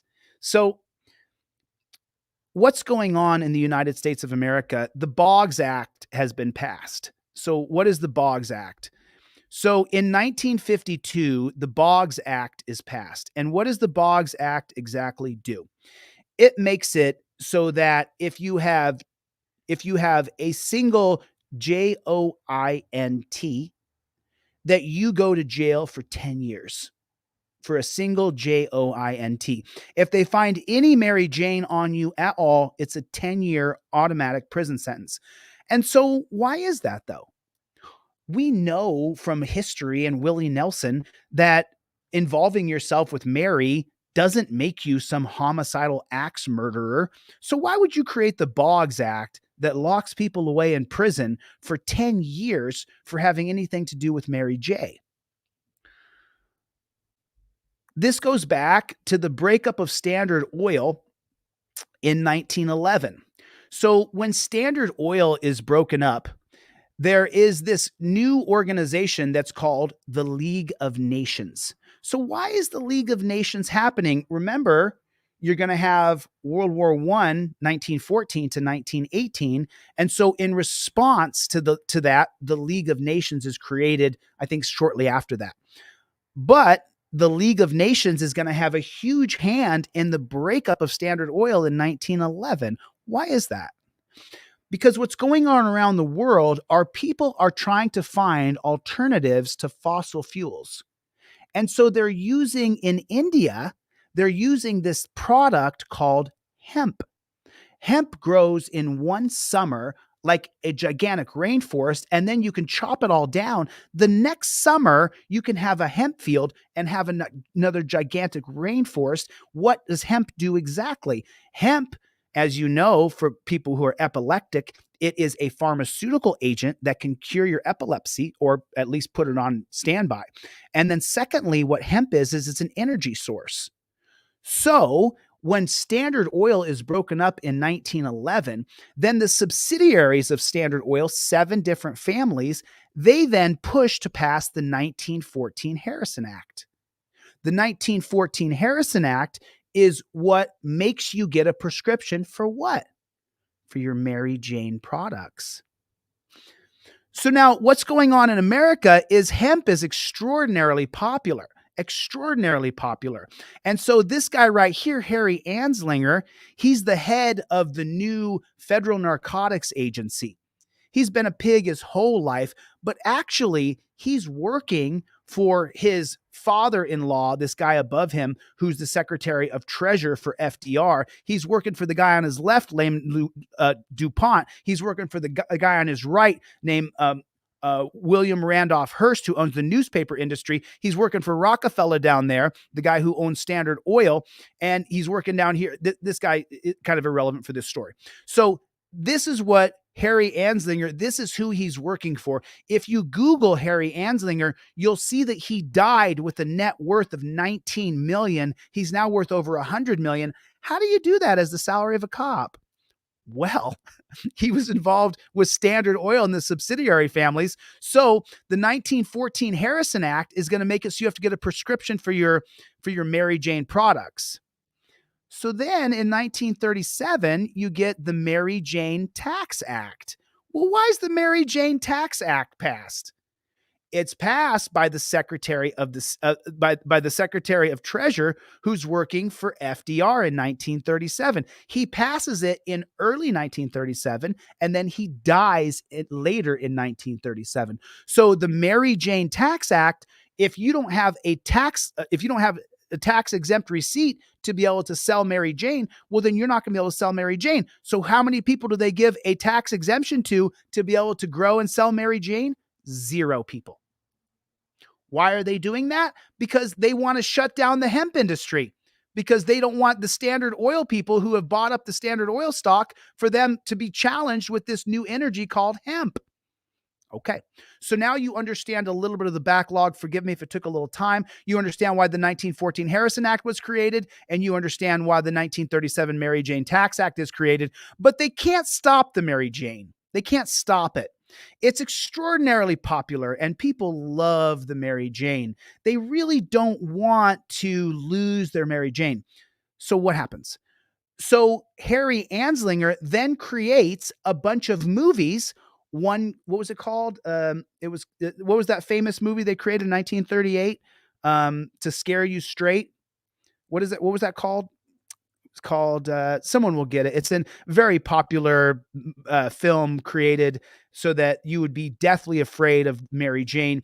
They actually touted that Mary Jane will turn you into an axe murderer. It could turn you comatose with one puff. That's what they're selling.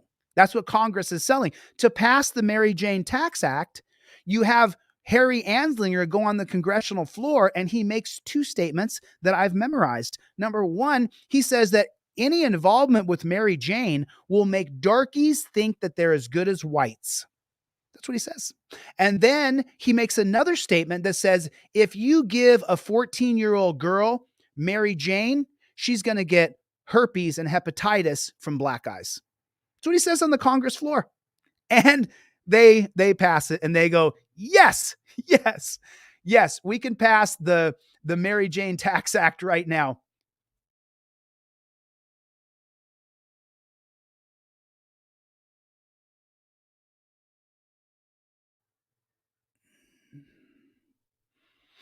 Forgive me for the slight interruption. I wanted to see something. So Mary Jane Tax Act passed. And so, but they can't slow down how popular Mary Jane is. Anybody get the name of that movie that they made? I was trying to find the name of that movie is what I was just looking up. The Reefer Madness. There it is. They create a movie called Reefer Madness that teaches you and your children. If you go watch the movie, it shows a guy do his Mary Jane, and then he kills everybody and jumps out of the window. And they tell you that that's what will happen to you if you involve yourself with Mary Jane. They create this giant scare thing. So what happens in the cities? What happens in America? Then you get roving bands of young white men that do what? They go around to black neighborhoods. If they smell Mary Jane, they then go in and beat the holy dog hell out of the black people or Mexicans, often will even lynch them. These are facts of history. You can look this stuff up yourself. Okay, it gets worse. So Harry Anslinger has created the movie Reefer Madness. There's several movies created after it. And then after that, because he can't get the curb of it down, they passed the 1952 Boggs Act. And they go, man, the Boggs Act says that if you get caught with Mary Jane, it is automatically 10 years in prison. Do not pass go. Do not collect $200. Arrest him and put him in jail. That's it, right? No. You guys have heard of this organization called the World Health Organization? You guys ever heard of that before? So what people don't know about Harry Anslinger is that Harry Anslinger served in both World War I and World War II. Harry Anslinger entered the war in 1914, and he went to The Hague over in the Netherlands. Well, in 1914, when he was 18 years old, 19 years old, and he went into the military, when he went over to The Hague in the Netherlands, he met this group of people who were starting this new organization. What do you think the name of it was? The World Health Organization. Yeah. He's stationed overseas at The Hague. He serves his term. He works as a double agent. He learns German, and he works as a spy for the United States of America. Harry Anslinger was a very savvy guy. Harry Anslinger, he then works abroad as an international police officer trying to stop narcotics smugglers around the world. He works for 10 years in the Caribbean. Harry Anslinger is a very successful super cop now. So when he gets back to America, he's almost immediately appointed to the FNA, the Federal Narcotics Agency. I believe I have it on this one somewhere here. Anyway, point is, so Harry Anslinger does that. So then, as you guys know, we go to war again in World War II, 1939 to 1945. and World War II is going to be right here, 1939 to 1940. Well, guess what? Harry Anslinger is involved in World War II. Yeah. So he goes to World War II, and who does he connect with? He connects with those people over there at The Hague called the World Health Organization. So now Harry Anslinger has been crusading passing the 1937 Mary Jane Tax Act. Then he can't get rid of hemp. He's really trying to get rid of hemp because he works for the newspaper companies for the paper. Remember, hemp can be torn down and rebuilt in the summer. So that's going to supply all the newspaper companies with paper. However, William Randolph Hearst has invested millions of dollars in logging wood from around the world. He's already bought like 100 million quarts of wood that are coming over. So Harry Anslinger's job is to end the hemp business. But he's not having a lot of success because people really love Mary Jane. They call it marijuana so that it matches Mexican, because they're using race as a way to say that marijuana is the reason why your daughter is sleeping with Mexicans and blacks. It's always been about sex with white women. Always. Okay, so now we get the Boggs Act in 1952. The Boggs Act says that you go to prison immediately. 10 years, you get caught with Mary Jane. So then he's not having a lot of success. So in 1961, in New York City, Harry Anslinger throws a convention. What's the convention called? The Single Convention on Narcotic Drugs. That's what it's called. And then he invites a bunch of people. Who does he invite? He invites all those filmmakers from Reefer Madness and all those people that he contracted to make propaganda videos against Mary Jane all through the 1930s and the 1940s. You guys can get on my website on Delete Laws, the LaGuardia Report. What's the LaGuardia Report? This is a 5-year study done shortly after the Marijuana Tax Act led by who? The governor of New York, LaGuardia. You've heard of LaGuardia Airport. He writes a commission called the LaGuardia Commission. It's available on my website for free, where he completely debunks all those 1930s movies that say if you smoke Mary Jane, you'll immediately become an axe murderer. He debunks all those movies. LaGuardia does in his thesis called the LaGuardia Report, which you can get on Delete Laws. So he does that. I think it's 1945, 1946, somewhere in there, right after World War II comes to an end. So Harry Anslinger, because of the pushback from LaGuardia and because the public, more than 50%, is still relating to and being willing to involve themselves with Mary, he's like, you know what? We got to get rid of this plant. Because why? It takes on the pharmaceutical industry. As you know, today, hemp is used for epileptics all over the world. And number 2, for the newspaper, for the paper, and number 3, for energy, because the Indians over in India are still using hemp as an energy source instead of fossil fuels. The League of Nations becomes involved right after or right before World War I. Who's the League of Nations called today? NATO. Yeah. And there's a really, I don't want to get you distracted. So in 1961, Harry Anslinger holds the Single Convention on Narcotic Drugs in New York City. And what does he do? I'm not sure if you guys are familiar with this. Back then in 60, you had what's called a Sears card, S-E-A-R-S, a Sears card. If you never heard of a Sears card, it's because you're too young. So what he does is he invites who? His friends, these group that he met in 1914 that started this new organization called the WHO. Yeah, he invites them. He invites all the filmmakers who made all those snuff films about Mary Jane in the 30s. And then at the Single Convention on Narcotics Drugs, you have the representative from the World Health Organization get up there in front of the podium on the lectern and say that if you involve yourself with Mary Jane, you could become comatose or you might become an axe murderer right away. You might kill a bunch of people. What happens from there? The 1963 case of Kerr versus California. After Harry Anslinger had convinced the general public, or at least those who would be outspoken against Mary Jane, now there's a new level of fervor. There's a new level of nuance that's been created against Mary Jane. And so then when the cops are tailing Diana Kerr and she's accused of being a Mary Jane dealer, they follow her to her house, to her apartment. The cop goes to her apartment complex manager and says, hey, can you give me the key to the Kerr's place? And the manager says, here you go, copper. Here's the key. Then they enter into Diana Kerr's house with no warrant. No warrant. So it goes to the Supreme Court, and the Supreme Court says, well, we have the 1961 case of Mapp versus Ohio. So they go into Diana Kerr's apartment, they pull back a sheet from the table, and there is a brick of Mary Jane. This case goes all the way to the Supreme Court. The Supreme Court looks at it and they say, well, the 1961 case of Mapp versus Ohio creates fruit of the poisonous tree doctrine. You entered into the Kerr's house without a warrant. You entered into the Kerr's house without permission. You found evidence without a warrant in a place that you didn't have permission to be. So that naturally would be fruit of the poisonous tree doctrine, right? Wrong. We're talking about the Supreme Court here, the people who work against our rights. 1963, they then create the knock and announce rule. The police, and this is an extension of Brinegar versus United States in 1949. The jurisprudence of Kerr versus California is based on Brinegar. What does Brinegar say? Brinegar says that if a man of reasonable caution is outside your home, and that man of reasonable caution believes that there's criminal activity afoot inside of your home, well, then all he need to do is knock, police, police, police, wait 30 seconds, and then boom, they can kick the door down.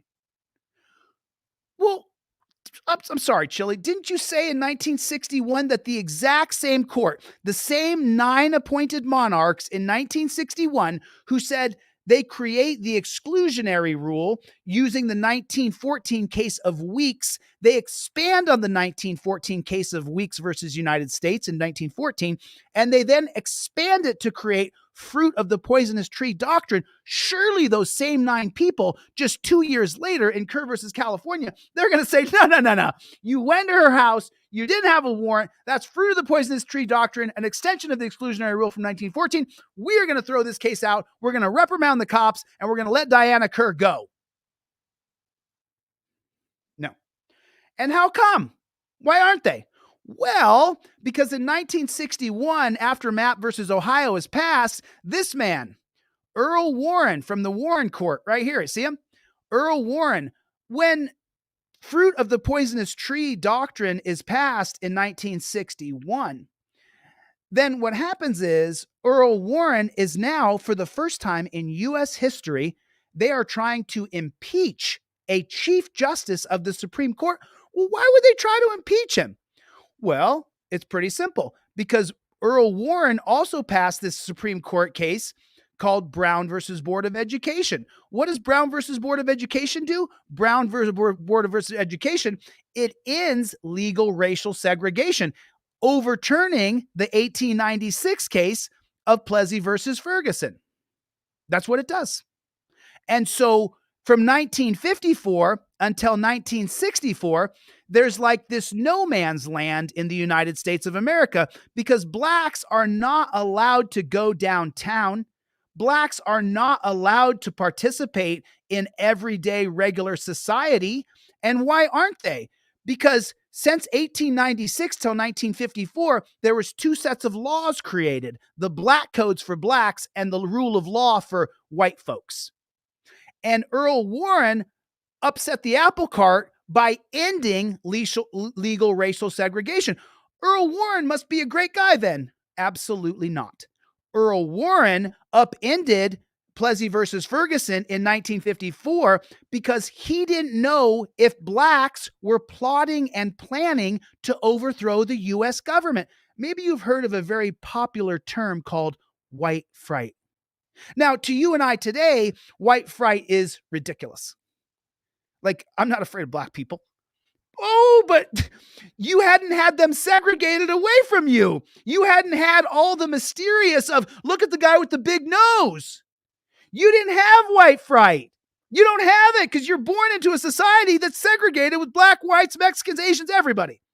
But white fright back then, and how do we know this for a fact? How do we know that Earl Warren didn't end legal racial segregation just because he was also president of the Freemasons for 5 years after he was governor of California? Earl Warren is a giant piece of shit, and I pray he's burning in hell. So Earl Warren, in the 1944 case of Korematsu versus United States, you see FDR right there? You see how everybody celebrates FDR? FDR was the greatest president ever, greatest president ever. Was he? You sure? FDR, what he did during World War II in 1942, what he did on the advice of who? Who advised him? Korematsu. He was locked up in a concentration camp in New York City. The only U.S. president in history who had concentration camps was FDR. He created concentration camps for how many Japanese people in America? 100,000. Overnight, we arrested, rounded up 100,000 Japanese people and put them in Japanese prisons, also called internment camps, also concentration camps, also re-education camps. So FDR, he's the one that put Korematsu in jail. Why did he do it? This guy named Earl Warren came and advised him in 1941 that we should lock up all the Japanese in America. Why? Because Earl Warren's a Freemason. They have to control everybody and everything. So then why is Brown versus Board of Education pass? Because Earl Warren thinks that blacks are planning on overthrowing the U.S. government. We have to desegregate them. We have to know what blacks are saying in restaurants, in bars, in clubs, in hospitals. We have to know what blacks are saying, or they could be plotting and planning to overthrow the U.S. government. So he desegregates America in 1954, Brown versus Board of Education. When he desegregates America, are blacks free? Anybody? Are blacks free? Nope. Nope. Blacks are not free. Who does not want to free blacks? Who will not respect that segregation come to an end? The cops. The cops. You often hear people talk about qualified immunity, qualified immunity. Where does qualified immunity come from? It comes from the 1967 case of Pearson versus Ray that happened in what year? 1961. Why did that happen? Why did that happen? A bunch of Baptist preachers got into a bus and were freedom riding across the South because they were going to restaurants and bars and clubs where it said whites only because segregation had ended in 1954. But blacks were not free. It was at 59. Was it 1959? It could have been 59. It doesn't matter because the case goes to the Supreme Court in 1967. 1967, when the cops have arrested the blacks for going into a whites-only restaurant, the cops are then granted what? Qualified immunity. Okay? So, just a little caveat there so you understand where qualified immunity comes from. So, Earl Warren desegregates America in 1954. Blacks are not truly free in our country until 1964. And so then we're going back to the Mary Jane. So blacks are not allowed to walk around downtown. Then down here, so here's what he's done. Earl Warren has passed Brown versus Board of Education in 1954. Earl Warren has passed the fruit of the poisonous tree doctrine in 1961. The police in America do not want the country desegregated. John Terry, downtown Cleveland in 1963, milling around, he got arrested for milling around. Blacks weren't allowed to hang around Euclid Avenue, downtown Cleveland, 1963. Blackie, get the fuck out of here. You're allowed to hang around downtown. John Terry, if you can't tell by the picture, look at his eyes. John Terry is a mentally ill black man. He will spend the rest of his life in an insane asylum after he serves his term for being arrested in the famous case of Terry versus Ohio. Martin McFadden, the cop next to him, had become a cop in 1932. 1932 till 1963, he became a cop in 1924. So in 1924, there was no desegregated America. That didn't happen until 1954, 30 years later. For 30 years, Martin McFadden's main job was to enforce segregation. When he saw John Terry milling around downtown Cleveland on Euclid Avenue in 63, you got some Enner down here? Get that Enner out of here. He arrests him. That's how we get Terry versus Ohio. Terry versus Ohio is passed by Earl Warren. And so now we're coming full circle here. Earl Warren has passed Brown versus Board of Education, 1954. Matt versus Ohio, 1961. The cops hate his fucking guts. 1963, Earl Warren gives the cops a bone by saying, you know what? You don't really need a warrant if you just knock and announce. Knock and announce is done how many times a year in America? Over 250,000 people are knocked and announced. But the cops are still picketing him. They want to have him impeached. Welcome to the 1968 holding of Terry versus Ohio. That's how we got there. That's how we got here. That's how we got here. So a little bit of education for you guys so that you could understand the reasons why we are in the place that we are in today. Let me check. Let me give away some 5A cop cards. Let me give away. Everybody hit the like button. Would everybody please hit the like button? Just take a second and hit the like button. If you guys like my poster, I'll give it to you for free if you get a trifold. Get a digital trifold for $9. Get a hard copy trifold. I'll email it to you right now for free. I haven't checked the orders. I haven't given away a bunch of stuff yet, but I'm going to do that right now. So look, you could take this video that I've sat here and talked for an hour straight about Terry versus Ohio in the Supreme Court, and you can throw it away because I have another presentation coming in the next. There's so much work here. Like I keep on saying, I'm going to teach constitutional law scholar. If you guys could only understand the amount of work it takes to produce this next thing, I'm inundated trying to get this done.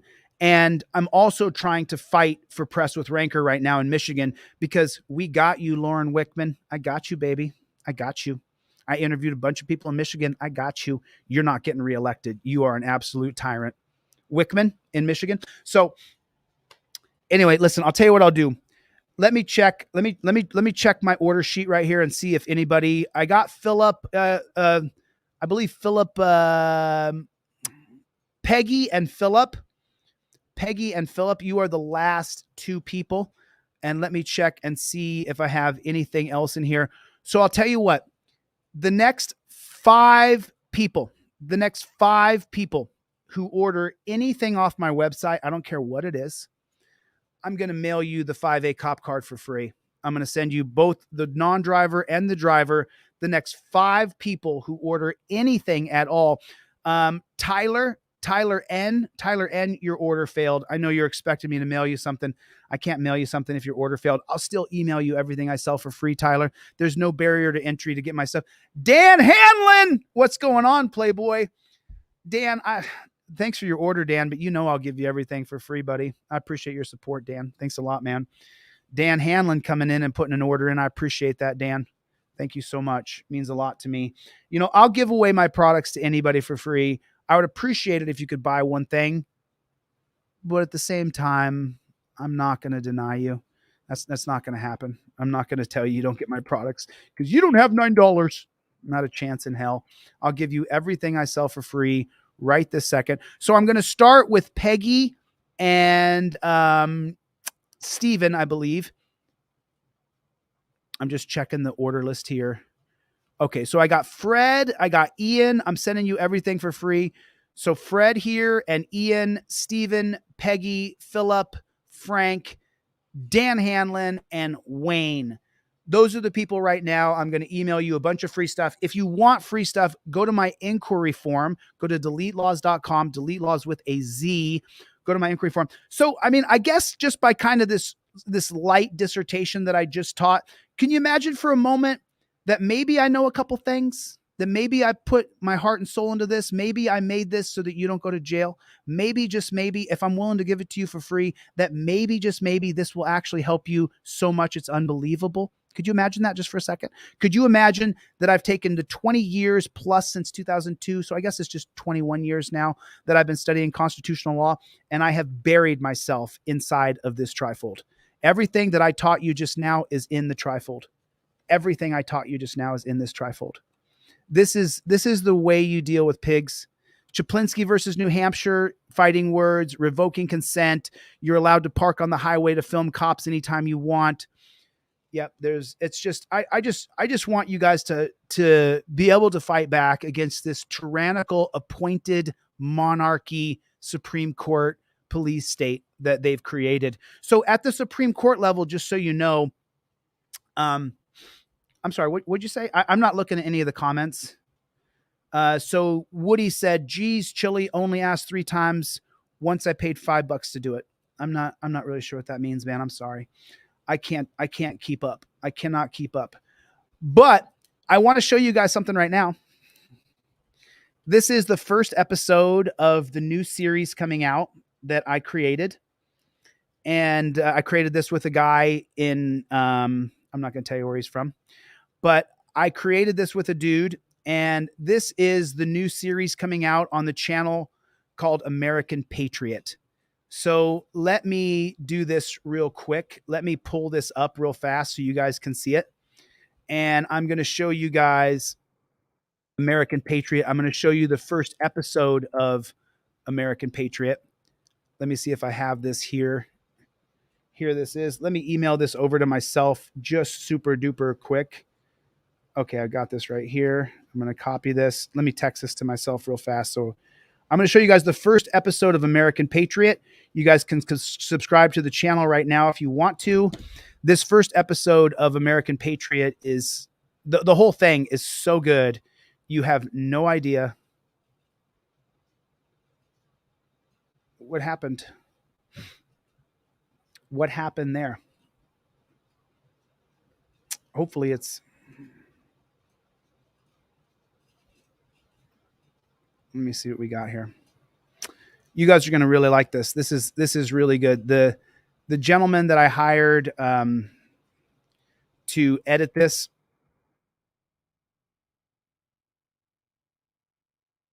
this is so good. You have no idea. I hope I don't need my other phone. Not now. Not now. Update password. Okay, let me go to studio here and see if I have it in here. Content. I do have it in here. Here's episode 1. Okay, here it is. So, how many of you guys have been following me for the past year? Put a 1 in the chat if you've been following me for the past year or 2. Has anybody here been following me? I know Chevy has. There's a few people in here who I'll be able to recognize who have been following me for a long time. Alan Hubbs definitely has been with me for a long time. Cope Dog has been with me for a really long time.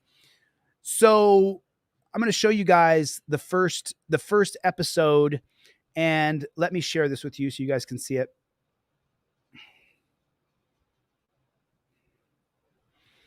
This is the name of the channel. It's called American Patriot. It has 11 subscribers because I haven't launched it yet. But if you guys, I'll drop the link down here. You guys will be able to find the channel and you'll be able to subscribe. I'm going to show you the first episode of this. There's the link in the chat below if you guys want to see this. That's the name of the series that I created based on my adventures through the country, starting in Ironton, Ohio. And then we're going to move on to Youngstown, and we're going to move on to a few places. I'm going to send off a bunch of free things right now. If you guys get anything from my website, this video is 10 minutes long. If you get anything from my website, deletelaws.com, during this live stream, I will send you everything I sell for free. Excuse me. I'm going to read off a bunch of winners right now. So I'm going to give away 5 more 5A cop cards, 5 more 5A cop cards to the next 5 people who order anything from my website. The next 5 people who order anything from my website, I'm going to send you this hard copy 5A cop card, driver and non-driver version. All righty. All righty. So hold on to your hats because this is pretty entertaining.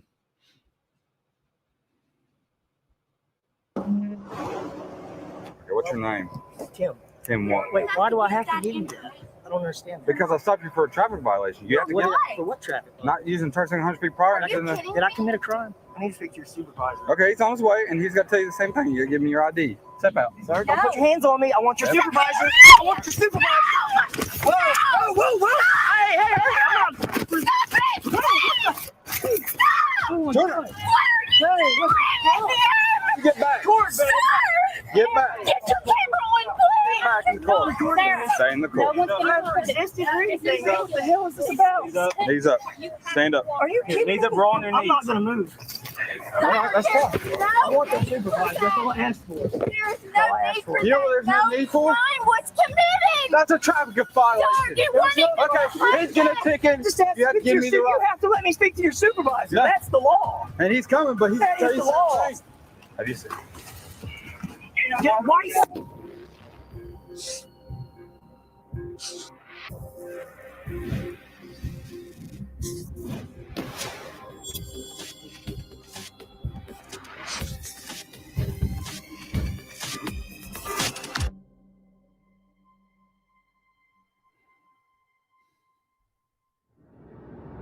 Hey, Mom, it's your son.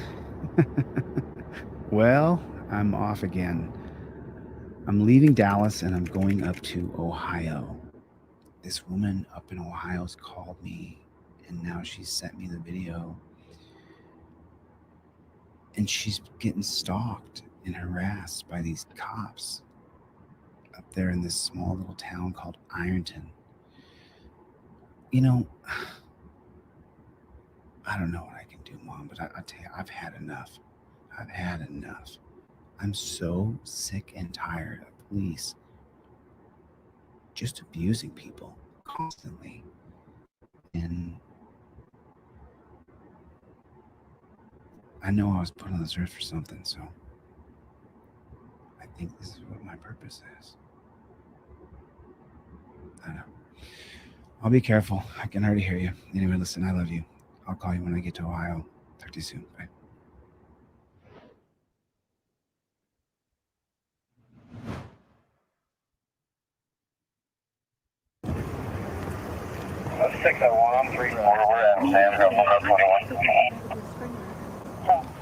Step on out. I've done nothing wrong. You can step on out.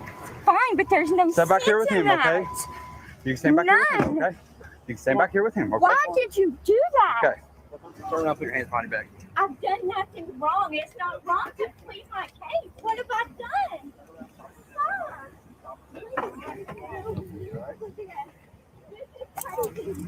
They make your car? He is. All right, well, he can sit there for a minute. So this is what happened. I'm behind another car, and I observed because I was watching the vehicle. Hey, back her up. So I'm got my lights on. That car goes that way. Here's my supervisor. What's up, bro? Well, here's the thing. I have the right without being yanked out on my property and slammed on the ground.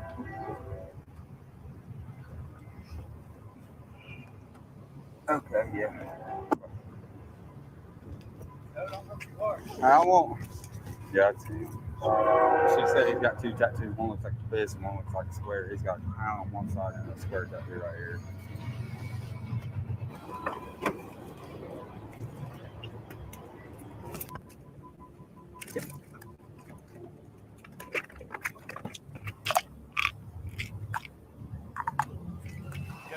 He's got much cash in the wallet.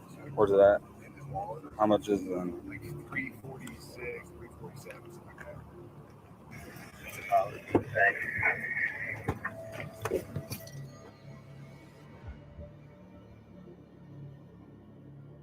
What's paying you? It's going to 2625 6th Street. Really? Ironton. What's up? Really? Yep.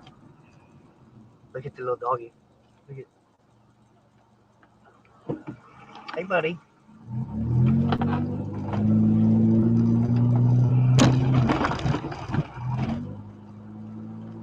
Watch the motherfucker. I'm tired of worrying about them pulling me over and dumb shit. Next time they pull me over, they better have a real good fucking reason.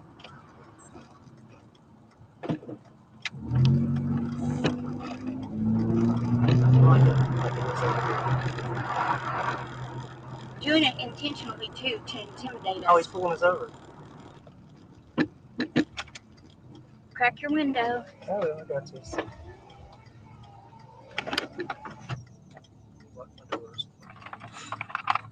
Unfortunately, you've committed a couple. Just don't argue with him. We just need to get back to work. So traffic violations on just your vehicle. So shut shut up. Just don't say that. Just shut up. Because I'm not talking to you. Is that a lawful order? That is a lawful order. I don't like being interrupted. I don't like trying to be talked over to. What you're trying to do is what she is doing. Okay. I apologize. So this is what I'm saying. I want you to take your seatbelt off and you're coming back here, me and you're going to talk like men. instead of having your wife yell over the Sir, top. I I told you apologize. once, shut up. Okay, just I told you once, shut up. Shut up. What does that mean? What does Yeah. talk like No, sir, no, Shut sir. up. She's not breaking any laws. She done obstructed me twice. If I give her a lawful order to shut up, Well, it she is. said, I apologize. Answer, open the door. Now. He was talking to us, sir. No, I said step out here. Take your Okay. seatbelt off. Just Face step away. out. Just do what he says, babe. I want right there. I asked if we could de-escalate. That's all And I I said. de-escalated, You were and she seeming like you were continued to getting yell and talk over top of Is me. she being under arrest here? Yes, she is. For talking? For obstruction and failure to comply Sir, with a she was lawful order. just telling you the After issue. I told her to shut up and let me and you talk. Okay, I'll speak Because to she your was supervisor. yelling over Are you the top of you. supervisor? Yes, go ahead. Talk to me. I'm sorry. I don't know how this escalated into all this. We've been stopped here in this town before for this, and you were the one that stopped us. You guys have also made false complaints. Well, we haven't made any complaints. No, she attempted to make a complaint. But it was false. That was false. She got called out on it. What was the complaint? What was the complaint? I'm not exactly The complaint was about us being stopped and me being yanked out of my car and held in jail for 3 days. And my family told him that I didn't have a bond when actually I did. The bondsman came. and That has nothing to do with that. Exactly. Well, that was what she was attempting to complain about. We didn't know who to go to with that complaint. I'm gonna put this back in my glove box. Oh God damn it! She fainted. She faints. Babe. There's no need for ambulance. I just scare really easy, and I understand that's what I you need have to get do. on my phone and cancel this delivery.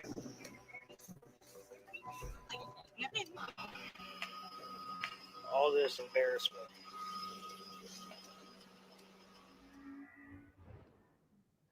Stopped them 5 times in 1 year for no I've reason. literally been circled. How many times now? That makes the third time. And I can't fucking do it, man. I can't do it. What? Seriously. Check your email, everybody. If you would, check your email. I just sent off 50 emails to people. Please check your email. Man, I can't.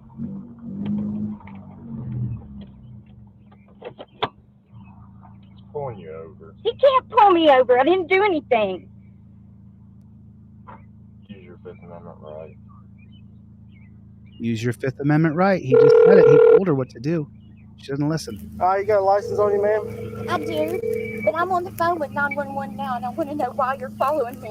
I'm not following you. You did. You circled the block 3 times. That's why I stopped and pulled over to lock eyes with you, because every time I come over here, you all harass me.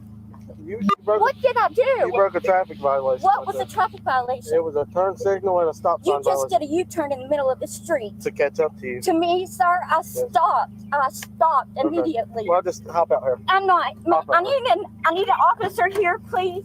This officer has been following me. 826, I'm not 904. done anything wrong. That's how this works. I'm going to ask you to step out. I'm going to tell you to step out, and then I'm going to force you to step out. You broke a traffic violation.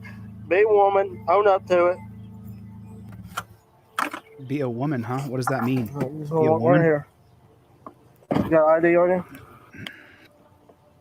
I told you what the traffic violation was. That was a turn signal. Doing a U-turn in the middle of the street for no emergency, you have to abide by the law as well. And I didn't do anything. I stopped right there. Well, I'm writing you a citation for the turn signal and That's stop sign. fine. I said just mark and hold our information. I think I had an interaction with you up here, and you. You did. You stopped me in front of Joanne while I was putting my makeup on for a turn signal violation. That didn't happen. Okay. I'm informing you that you are going to get a citation for the turn signal and a stop sign. So.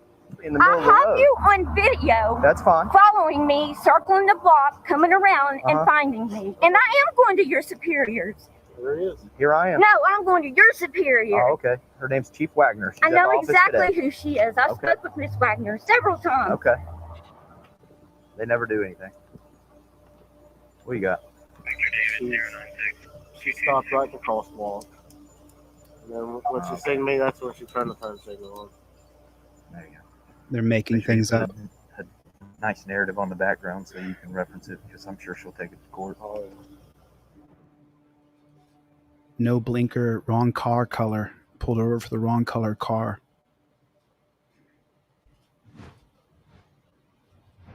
Hello? Okay, Sarah, I'm leaving here tomorrow morning. It'll take me 12 hours to drive to Ohio. So, well, I live in Kentucky, which is right across the river. Yeah. I know you live in Kentucky. I know where you live. I got Gotcha. everything all mapped out. So this is just All a right, phone call to let you know that I'm on my way. I'll see you in less than 24, 48 hours. Okay? I appreciate you so much. I need so much. Get all your videos in order so that we can go Got over ya. them as quick as we can when I get there. Okay? Okie doke. Okay. I'll see you Monday morning. All right. Thank you very much. You bet. Hey, Sarah, Bye. keep it under your hat. Keep it under your hat, real quiet. Okay? Definitely. See you Definitely. Monday. Okay. Bye-bye. All right. Thanks, guys. Bye. Is that the police department right there? That is the police department. Well, God bless. Hey, I'm here to file a criminal complaint against Blankenship. I got him on video. You can see the video. Episode 2. Hey, Mom. So I've been here for a day now, half a day, and I met with these two people, Tim and Sarah, and it is real. I saw the video footage. These people are getting arrested for not using a blinker. I wish I was joking. I'm not. They're getting arrested for not using a blinker. We saw this how many years? My whole life, we've just seen it where police can do whatever they want. And now I learned my rights. I know our rights. I know what I can do and I know what I can't do. And I'll tell you what, Mom, I'm going to go up there. I'm going to go up there and I'm going to talk to that chief of police. And I'm going to let her know in no uncertain terms that we, the people, are watching. And there's going to be a champion. And it's going to be me. I am not going to tolerate this.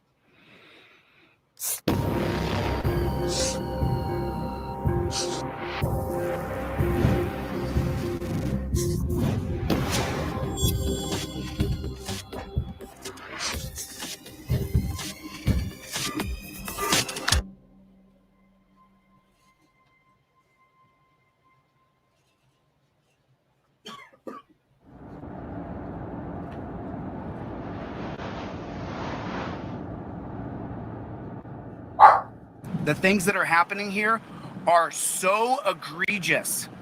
What I'm seeing on video is outright constitutional violations.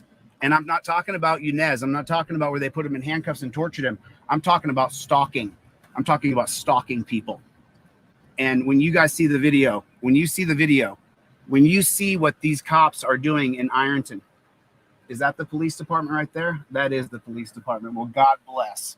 Now, inside this police department here, I won't express quite the same amount of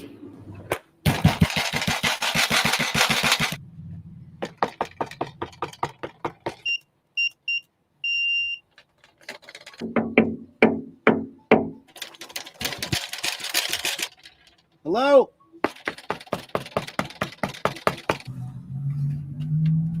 Well, that's definitely a cop car, and they got some stuff in there. So that's B. Pauley. This is a police interceptor. So you got the lights back here.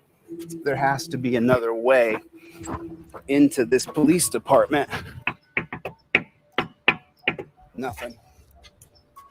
I don't know why they're ducking. Ma'am, is there a way to get to that police department? You have to go out back. And Okay. Under the, whatever that blue awning or something. Is there a way to call there or anything? No idea. I got you. I got you. Thank you so much. I appreciate that. Are you a police officer? No. Is there a way to get access to the police officers? I want to file a complaint. I'm not sure. I'm trying to file a complaint. Is that door not open? It does not open. I tried it. I gave it the old college try here. Hey. That ain't me. I need to file a complaint. That's what I'm here. That's that place, not That's this gonna be place. that place Well, right there. Yeah, but you guys, how do I get access? I need to file Call a that complaint. phone number. Yeah. Step down there because we're getting ready to bring inmates We're out. gonna Step bring down there and inmates make in. that. Call that phone number. In the history of you guys doing this, has anybody ever tried to take prisoners out of your hands? So that's not going to happen today, then, is it? I've done Well, then is it? 46 years and I ain't never lost one. Right, and so I'm not going to start today But you're trying in to the way, take. though, of them coming I'm not out in the there way. and You can shacking. walk right by me. Back over there. I don't want you there. I don't care if you want me here. This is a publicly Hey, funded no, building. it's not. Go ahead, dude. Listen, Go ahead. I don't care. Go ahead. You don't know who I am. I don't care who you are. Okay, well, I can stand right here. Well, I don't Wait know. for them to We're answer the bringing door. inmates out. I I don't give a want damn you what there. you're doing. I don't care. I don't care what I you're don't doing. care. You're in our way. I'm not in your way. The hell you ain't. You're in my If you way. would answer the door, I would have a conversation. I'll step on this side. I'm not stepping Well, anywhere. what I'm you to waiting do? by this door. I'm waiting by this door, dude. And that's what I'm doing. No one's ever tried to attack you and take these inmates away, so just stop it. Settle yourself down. Can I file a complaint? Like where? Criminal reports. That's the one I want right there. 740-532-3525. Is the chief here? Is Pam Wagner here? Real polite folks here in Ironton, Ohio. Well, guys, let me just tell you, I'm a civil libertarian. And what I do is I expose corrupt police departments all over the country. And this one This right young here, lady right here. this one right here is super corrupt. Look Okay. at this Hey, edit. I'm here to This file a edit criminal is so complaint good. against Blankenship. I got him on video. You can see the video. Okay, And what's going on? he's harassing Sarah Page. I've got about 10 videos. If you're not the victim, I can take no complaint from you, but I have to have a complaint from her. I'm a civil libertarian. Are you the chief? Are you Pam? I am. Oh, but she came here. You're Pam. There's Pam Wagner. Yep. So she came here, and what Pam said to her was that she would arrest her for filing a false complaint. That is not. That's what you that's not said. true. That's what you said, Pam. Don't lie. That's what you That's- said. I got it on video. I have it on video. I have So do everything I. on video. So why can't she file a complaint? Why can't Sarah She file a can complaint? she can file a complaint on anything she wants to, and I No, explained. you that to said her. you would arrest her if she filed a complaint. That's what you said. No, I did not. That's what say you that. said. That's what you said. Do you know what I do? Do you know what I did? Oh, I know what you do. I know everything about your record. I looked you all up before I drove all the way over here. I'm sure you did. So did you see Blankenship follow Sarah around 6-8 times and pull her over? Did you see her wrist after he cuffed her up? Did you know he's been pulled over twice for not using the blinker? Twice? And then you go to handcuffs for that? You go in handcuffs for not using the blinker? Okay, when she came in here, Uh-huh. what she said is she had it on video. She does.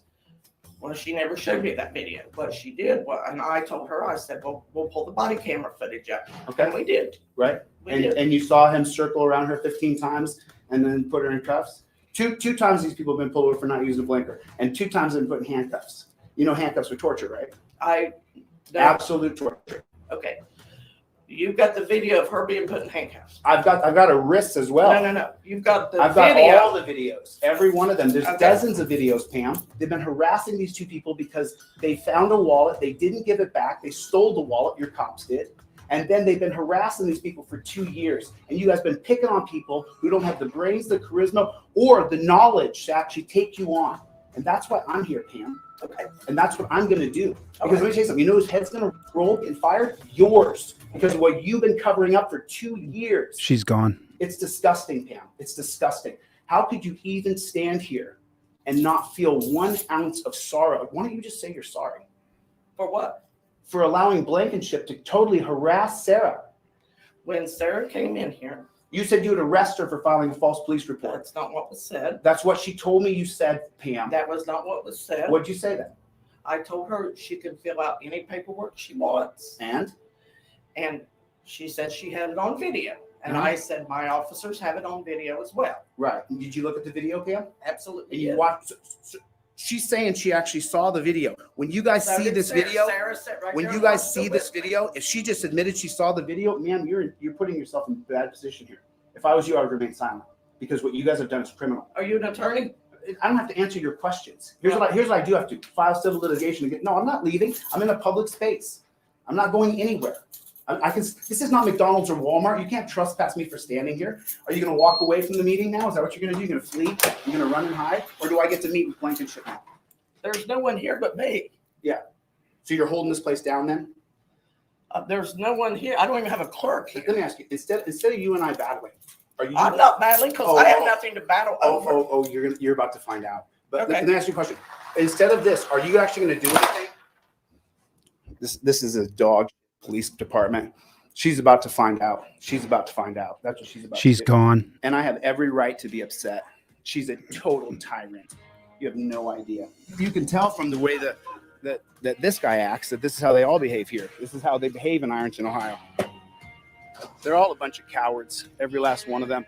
Coward, coward, coward. what they did, Ironton Police Department, to these people, Yunez's case is a fraction of what this case is. These people have been arrested, cuffed, jailed. That's what's going on here. That's why I had to leave and have an emergency trip here, because Sarah got pulled over twice in the past 2 weeks, and she got put in handcuffs for 30 minutes. For 30 minutes. Scum buckets. Just scum. Just outright scum. Really, truly scum. There's no other way to see it. I have a right to stand in the public. You guys can do whatever. You guys can do whatever you'd like, but the thing is if you put your hands on me, I need to step out. I sued all of them. You're going to arrest me for what? I made an appointment for 10 a.m. tomorrow. Let's go. Oh, okay. Let me grab my. So I'll show one more episode because there's 15 episodes in the first season. I need you guys right now, go to my website and get this trifold in your car. If you don't have the $9 to buy a trifold, I need you to contact me and ask me to send you one for free. You can get this nice $30 one that comes with this fancy broccoli wad rubber band. Go to my website right now. Go to deletelaws.com with a Z, deletelaws.com with a Z. I'm going to show one more episode of this because this series comes out this weekend. We launch this weekend. So this is something I've been working on for the past several months, and I wanted to be able to show the people of Ironton exactly how corrupt their town is. And I wanted to show everybody how I became known across the country.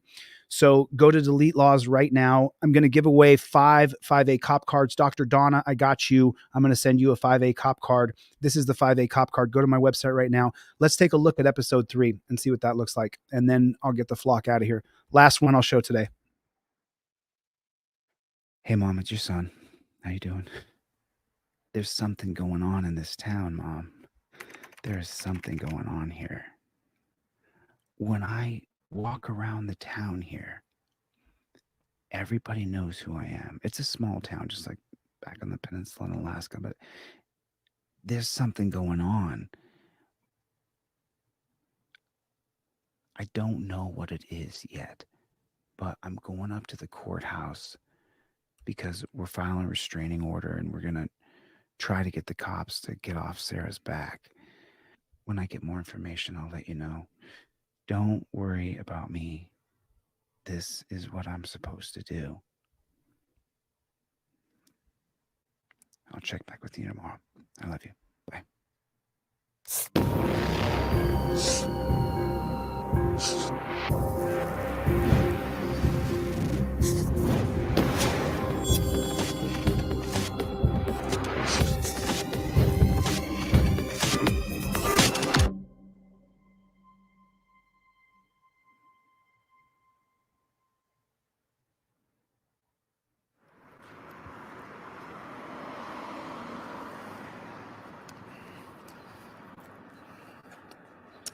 Where is that courthouse at?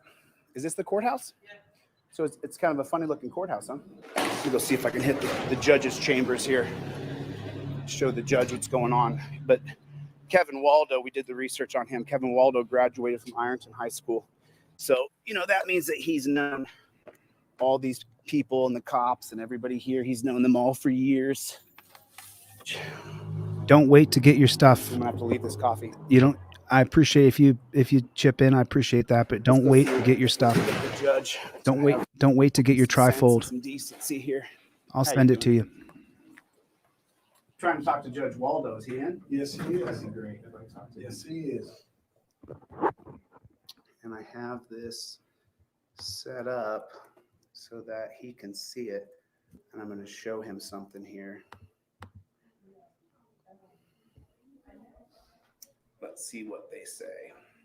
Let's see what Mr. Waldo says. Oh, let me guess. He's not going to talk to me. There's a shocker, isn't it? So set an appointment maybe for 9-10 a.m. Would that be all right? Come on. I'll be. Hey, thank you. I appreciate it. Listen, I'm for law and order. I'm for America. I just the application of the way the laws are being applied right now, and the harassment that's going on from the Ironton Police Department. I have video that I want to show the judge because this is ongoing. Let me show you guys though, just real quick, since I got you guys right here. Let me just show you guys so you guys get to see the video here. So this is Sarah Page right here.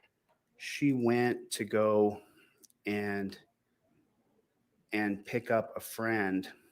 And what's been going on here at Ironton Police Department is for 2 years after Sarah found out that the cops took her wallet, she went back and complained at the police department. And now ever since then, she's being stalked. So she went to go pick up a friend right here. I want you guys to see that. Cop passes. That's that same Officer Blankenship. So you guys can see exactly what happened. They never, ever come around here. Dude, I tell you, they look for my car. They do. They watch for your car. They have to. Like, there's no fucking way, dude. There's never police around here. Unless somebody called, like, an anonymous drug tip line on me for smoking weed, which shouldn't even be illegal. They can't do that, I know dude. they can't do That's that, but hearsay. they'll still do it, you know? They'll And do it look, because people there he is, right behind me. following you? Yep. Yeah. They're stalking her. And I definitely got that one.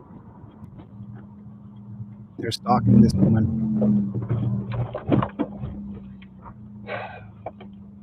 When he pull you over?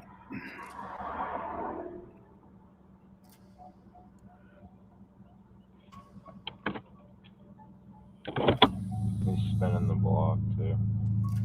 For what? They're harassing me, is exactly what it is. If he comes back around, they're definitely stalking you. If he was just driving through. But here's the thing, where the fuck is he going is the thing. Like, there's... That guy's pulled me over before. He pulled me over before, and I gave him fucking hell for it. And I told him to get his supervisor over here. Cop that was just following. Yeah. He pulled me over right back here in front of Joanne. And Why did he just come back around? he's harassing me. I'm sorry, Caleb. I will take you to the hospital, like, literally, dude, just as quick as I possibly can. But I'm pissed off because there he goes again, and he's gonna fucking circle around. What do you bet? Circling? Yep. Why? That doesn't make any fucking sense. They're stalking That her. makes no logical sense why you would be circling the block over and over I'm again. calling the police department. That's No, exactly don't what I'm call gonna the do. police department. Can't take it, man. I'm sorry that I had you come to Iron. No, don't be. It's not your fault, buddy. Not at all.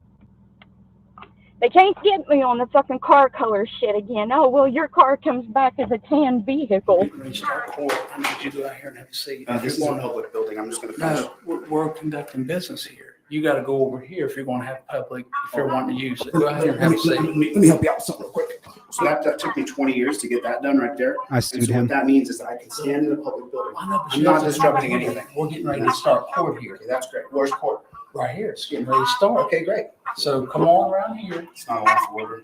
That's not how it works. So now he's racing around the block. Stay behind him. Then he can't do anything. Follow his ass. They're going out of their way to fuck with me. Sir. Yes, sir. You need to come out here. Go right here. And I'm not going to resist you, but I just want you to understand something. Just want you to sit A down here. 1983 civil rights violation, I'll file it. I have a right to stand in the public. But I'm not doing anything other than showing the video of what happened. Sir, we're trying to conduct business. Right. here, No, what so you- you need to what sit you're right doing- here and have a seat. This is a violation of my Come right rights, out here guys. and have a seat. This is a violation of my You're rights. interfering with what they're doing in here. You need to step out. But I'm not. Yes, you are, Yes, you because are. we have You need people to step coming out. through here. You guys You can need do to whatever. step over You need here. to You step out guys there. can do whatever you'd like, but the Just thing is, step right if you put your hands on me, what that does is that you're molesting me, and that gives me a right to file a You need 1983. to step Just step out over or you here. will be arrested. You're Just going to step right arrest me here. for what? If you don't step out, you are interfering with what they're doing. But what am I going to be arrested for? What's the charge, officer? Come on. Well, Come I'm on. charged. I've just got one more minute on this video, and then I'll step out. I asked to see the judge. I'm being patient. I'm Well, not interrupting anybody. It's not up to the I judge haven't- to I see haven't you raised just my because you voice. want to. I made an appointment for 9:10 a.m. Let's- tomorrow. let's go. Oh, okay. Let me Well, grab let's go. They put their hands on me. Have a seat. Nick, what's your name, sir? Have a seat. Can I please get? I'm not going to sit down. Can I please get your name, sir? Mark Harmon. Your name's Yeah, Mark Mark Harmon. Harmon. And which department do you work for, sir? Expect All right. a lawsuit. What's it? I need the other gentleman's name. I have a court appointment at 4:00. I go to court at 4 here. I'm still suing them. I go to court here at 4 Go o'clock. over there, next room, right there. You need to have a seat. You have a First Amendment right. It doesn't end at the court doors. It doesn't hit the court doors. As long as you're not disturbing the peace, you can film anything you want. You just can't film in the courtroom where there's a jury. That's the only caveat. So now I will finish the video for you guys. Hopefully my computer didn't die in that process. We've been circled how many times now? That makes the third time. And I can't fucking do it, man. I can't do it. What? Seriously.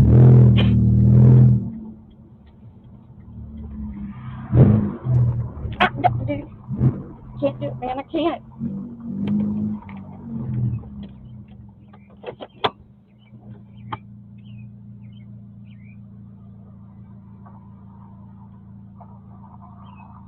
Pulling you over. For no He reason. can't pull me over. I didn't do anything.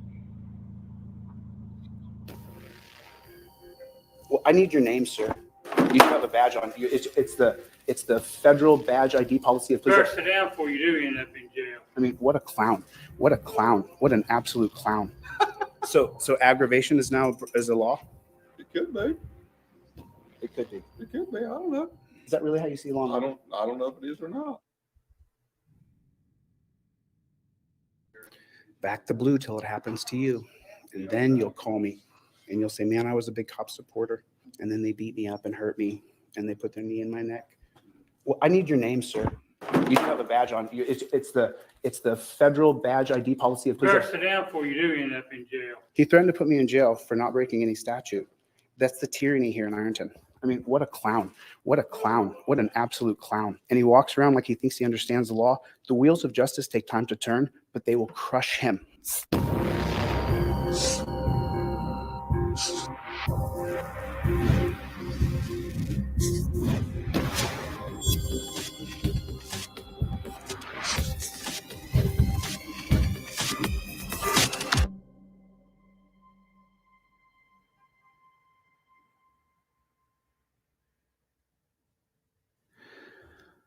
Hey, Mom, it's your son. I'm okay. I'm all right. I kind of understand how Alice in Wonderland felt. You know, when she takes the ride and everything is upside down and nothing is what it seems to be. Here's what I've been able to assess so far that I've seen. The government takes the law for themselves. They can grab us whenever they want. If they don't like you standing there or being there, they can just grab you. Where does it say in our Bill of Rights, government can grab you and arrest you if they don't like you or they don't want you standing there? Sorry. Just, I know this stuff gets you stressed out, but I can tell you one thing.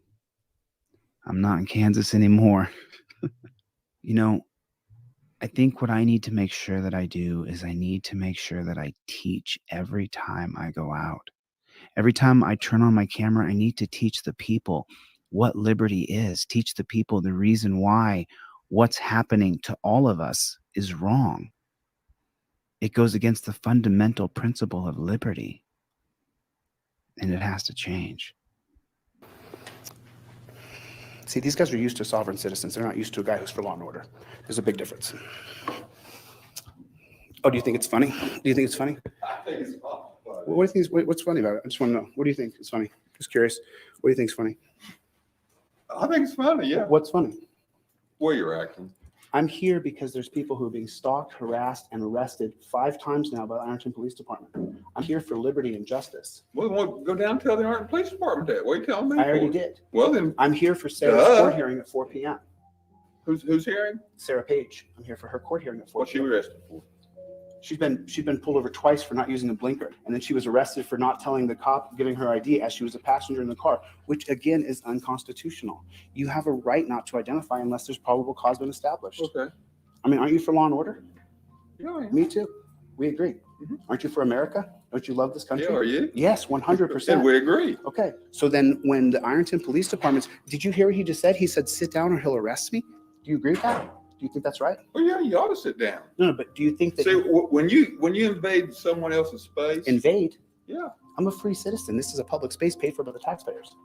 This isn't your space. This is our This space. is my space. I'm not sitting on. I'm not sitting right on your here. lap. This is my space. If you haven't noticed, sir, I haven't raised my voice or cursed at a single person. I don't care. But I asked you a direct question. He threatened to arrest me because I didn't sit down. Do you think that's right? You think someone should be able to tell you to sit down or they'll arrest you? If you're aggravating somebody, yeah. So aggravation is now is a law? It could be. Wow. It could be. I Wow. don't know. Is that really how you see law and order? I don't know if it is or not. So let me explain the difference between anarchy and law and order. Okay. Anarchy is when you can make things up as you go and arrest people for statutes that don't exist. Rule of law is there's statutes and codes that are written that would mean there's arrestable offenses based on probable cause. We are the power in this country. So that means I have a chance to redress my government and come in here with my First Amendment right and film everything here. That's what you're doing. So what's the deal? Well, What's the deal? I don't understand the deal. well, now I'm going to sue that guy who touched me, Mark Harmon, and I don't know the other guy's name. What's his name? I didn't see nobody touch you. See, this is the definition of tyranny when they hide who the personnel are. I asked him his name and badge number. He's violating the 2019 Federal Badge Transparency Act. So he's violating the law, not him, the other gentleman who didn't give me his name. I have a right to file a complaint, to go through all administrative options and then file a civil rights lawsuit. I have that right. And they can't grab me because they don't want me in the clerk's office. That's against the law. You can't put your hands on me. Just like I can't touch you, I can't touch him, and I can't touch him. I can't put my hands on people. It's rule of law, sir. Okay. Well, you said you respected it, but then you said he should be able to arrest me for aggravating it. When I said you was aggravating. In which way? How have I don't know. I wasn't here. Have I cursed? Have I cursed you out? You were in the room. You saw him grab me. I must have my head turned. You must have had your head turned. You didn't see him grab me. Wow. Well, the video will show that you did see it, which is tickles me to death. Wow, just atrocious. Just atrocious. I mean, she came in too. Are you going to identify that officer who put his hands on me, ma'am? Ma'am, I'm behind you, ma'am. I don't want to freak out or anything, but I'd like to know, are you going to tell me that officer's name? No, the other one. That's Mark Harmon. There was another gentleman who also put his hands on me, which is against the law. I didn't see You didn't? I was in there, but I didn't see one put hands on me. You didn't see anybody put their hands on me and grab me? No? Wow. She was standing right there. Oh, I didn't see it. There was people sitting in front of me. Oh my God. She just said, oh. So you don't know the other guy's name then? The short guy who was, you don't know his name? Can you tell me his name? No. She won't tell me his name. So those who claim to be the law, break the law, violate the law, and act like By they're not. me not telling you his name, it's not violating the law. Do you think that saying that you didn't see anything, do you think that I makes- didn't see anything. But you came in the room I as, was as in an the room, authority yes, figure, and then I was ushered out by physically grabbing me. You're gonna. I didn't see anyone. Don't touch you have a I mom and seen dad? that- I do have a mom and dad. Do you believe in the Bible? Honor thy do. father and thy mother. And if I was lying, then I would go to hell for that. No. The only way you're going to get justice here is through the camera and by lawsuits. They physically grabbed me, and then none of them saw it later. They physically grabbed this guy. He won't identify himself. This gentleman right here. Get a good look at him. Are you going to identify this gentleman so I can list him in the complaint? You can have a seat in the courtroom if you'd like. You're not going to identify. Make sure your cell phones are turned off. You're not Your going to hats identify him? are off. I mean, you're not going to identify him? I'm just asking a fair question here. Put his hands on me. That's against my rights. Absolute tyrant. This guy's an absolute tyrant. He would never touch me without the gun and badge on, ever. He knows better. But he'll do it when he has a badge and gun, and then not identify himself and hide from transparency. I'm suing you, brother. You'll be heading to this court yourself. You'll be a defendant. I am suing him. You think I'm joking? I'm not joking. I am not joking. I've come here to do this. This is why I'm here. Now imagine what happens to you in prison because of the 1980 case of Johnson versus Glick. Johnson versus Glick is going to state that you can't file a 1983 if no one saw what happened to you. She said she didn't see anything, and that clown right there said he didn't see anything. Just pathetic. I got to go in here and file my amicus brief, so I got to turn my phone off. I'll see you guys on the flip side. Your Honor, is there a way I could meet with you specifically? Because this regards Sarah Page's case. There's constitutional violations going on right now around her case. Are you an attorney, sir? I'm a civil libertarian, Your Honor. My question was, are you an attorney? I'm a civil libertarian, Your Honor. Okay, yeah.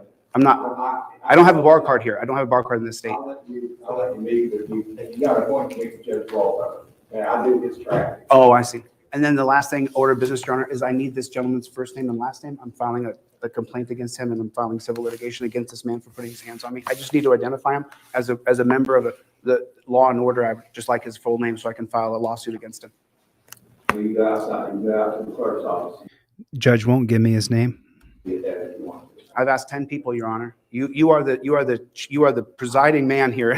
There's only hired you, sir. When you have a meeting with Judge Waldo in the morning, you can ask him. So I should just take a picture of him and bring it in?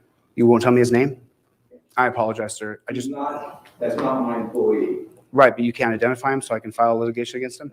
You can talk to them or Mr. Waldo, Judge Waldo. Your Honor, Federalist 78, you are the highest ranking member of this court. You are for law and order. Sir, if you want to, you're welcome to stay if you want to, but I'm not going to carry on this conversation. No, I mean, these are your duties. And Federalist 78 in the Federalist Papers talks about the responsibility of judges. And I know what they are, and I respect you, sir. Okay. Thank you, sir. I appreciate your time. The number one responsibility of judges is to be accountable to the rule of law. And you can read this by Alexander Hamilton in Federalist number 78. And what that judge just did was he violated his oath to the bench.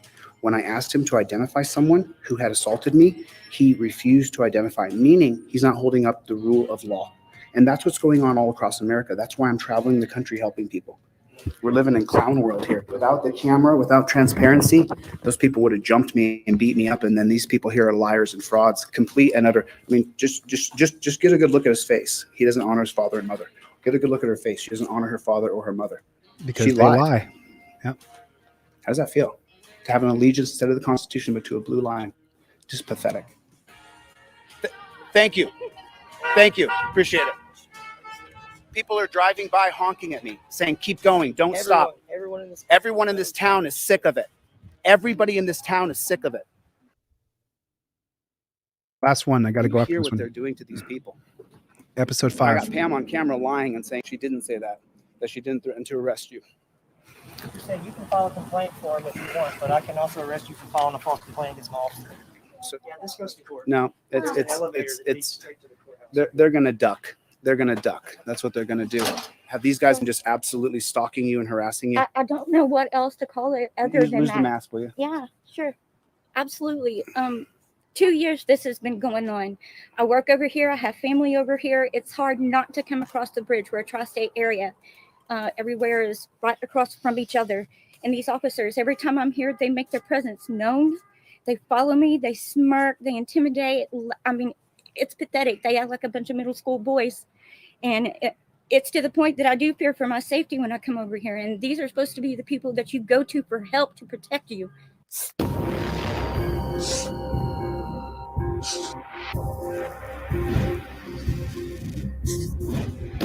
Shout out to the editor who did a fantastic job on this. Thank you, brother.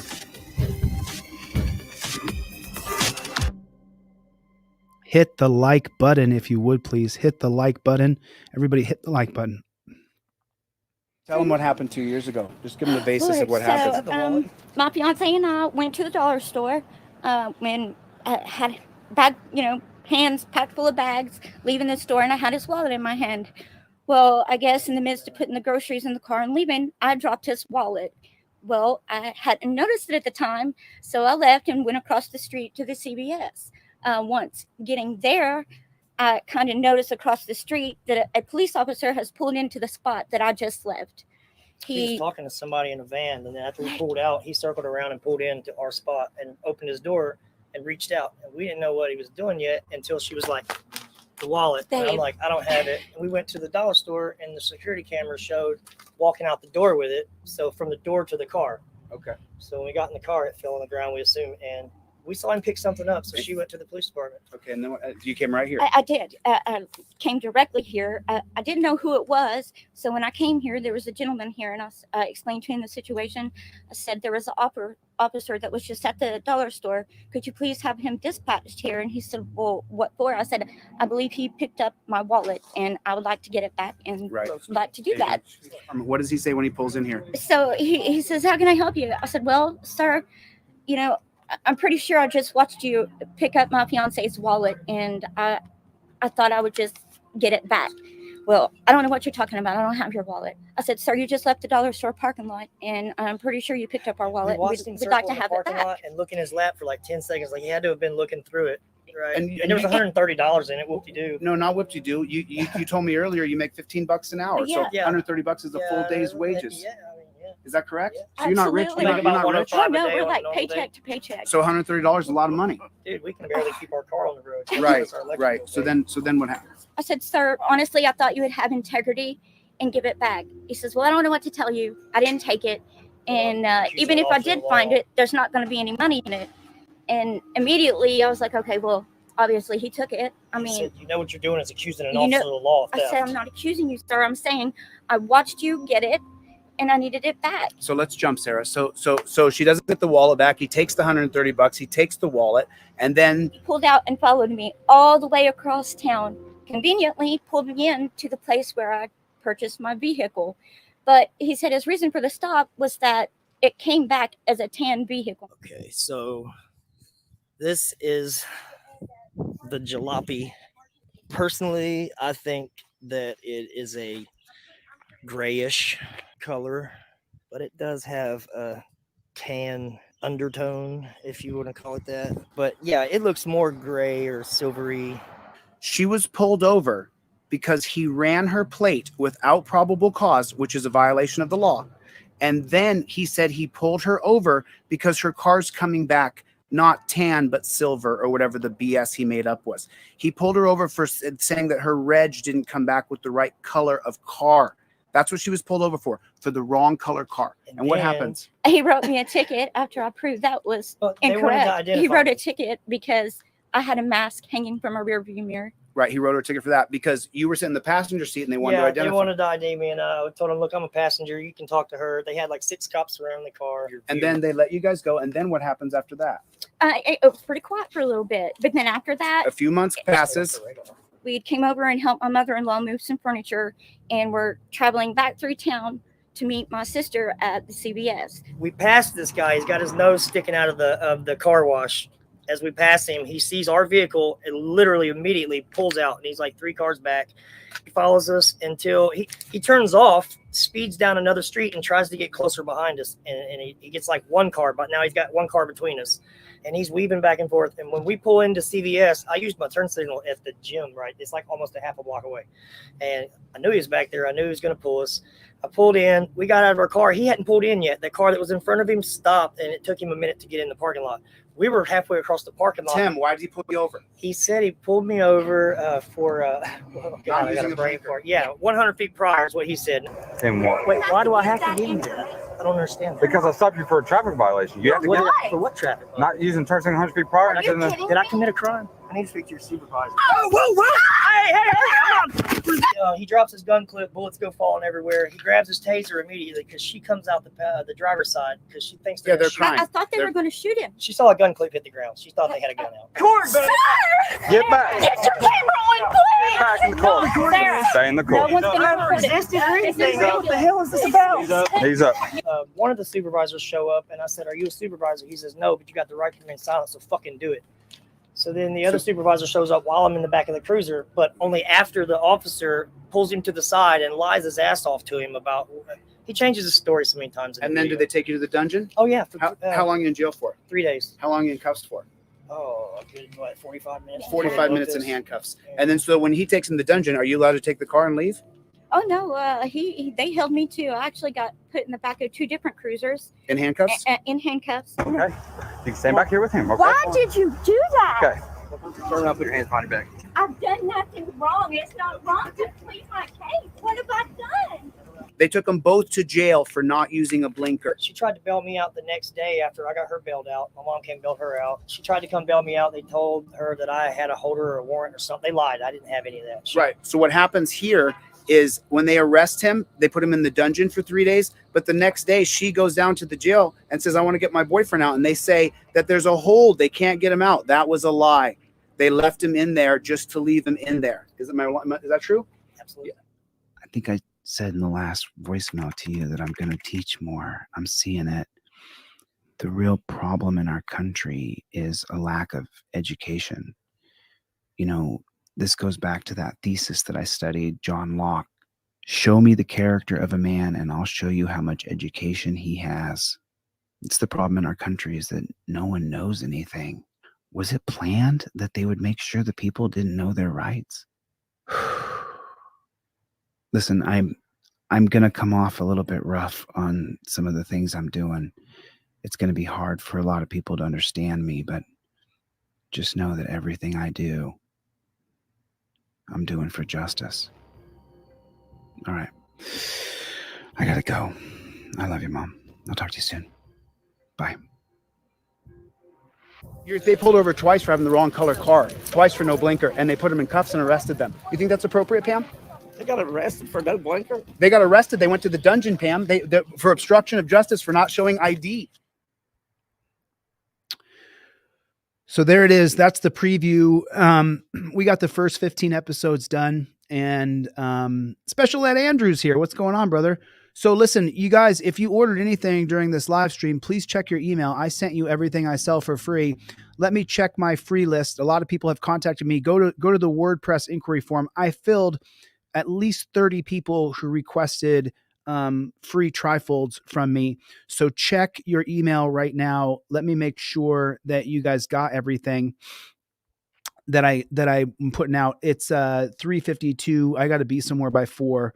So I was planning on doing something else from 3 to 4, but as you guys know, I just end up getting caught up in what I'm doing. And so you guys, please subscribe to American Patriot. That's going to be 100 episodes, 200 episodes that we're going to cut down to bite-sized chunks so people can follow what I've done in this country the past few years, because people don't even know what I've actually done. And just so you know, in Ironton, Ohio, when I went there were 2 cops there, Bradley Spuljarek and Jonathan Spuljarek. Bradley Spuljarek is now in prison because I outed him for being a drug dealer, and then he got caught being a drug dealer. He's now in prison. Jonathan Spuljarek, I outed him for being a pedophile, that he raped a high school girl, that he groomed her in junior high school and then raped her. And then I found a video where he had wrongfully entered a guy named Kent Freeman's house and tased him and abused him. He's being sued by Kent Freeman right now. It's a current case. You can look it up, Freeman versus Spuljarek. The case is ongoing. And after that, 6 months after I left, Pam Wagner resigned. So where I go, change happens. And Ironton, Ohio, just so you guys know, to give a little update for anybody in Ironton who's going to see this, my federal civil rights lawsuit is still ongoing. I filed an amended complaint. I've appealed to the circuit court, and I will keep on suing them until justice is served. God bless you guys. God bless the United States. We don't stop. I'll see you guys on the next one. Thanks for coming. I really appreciate you. Later, Gators.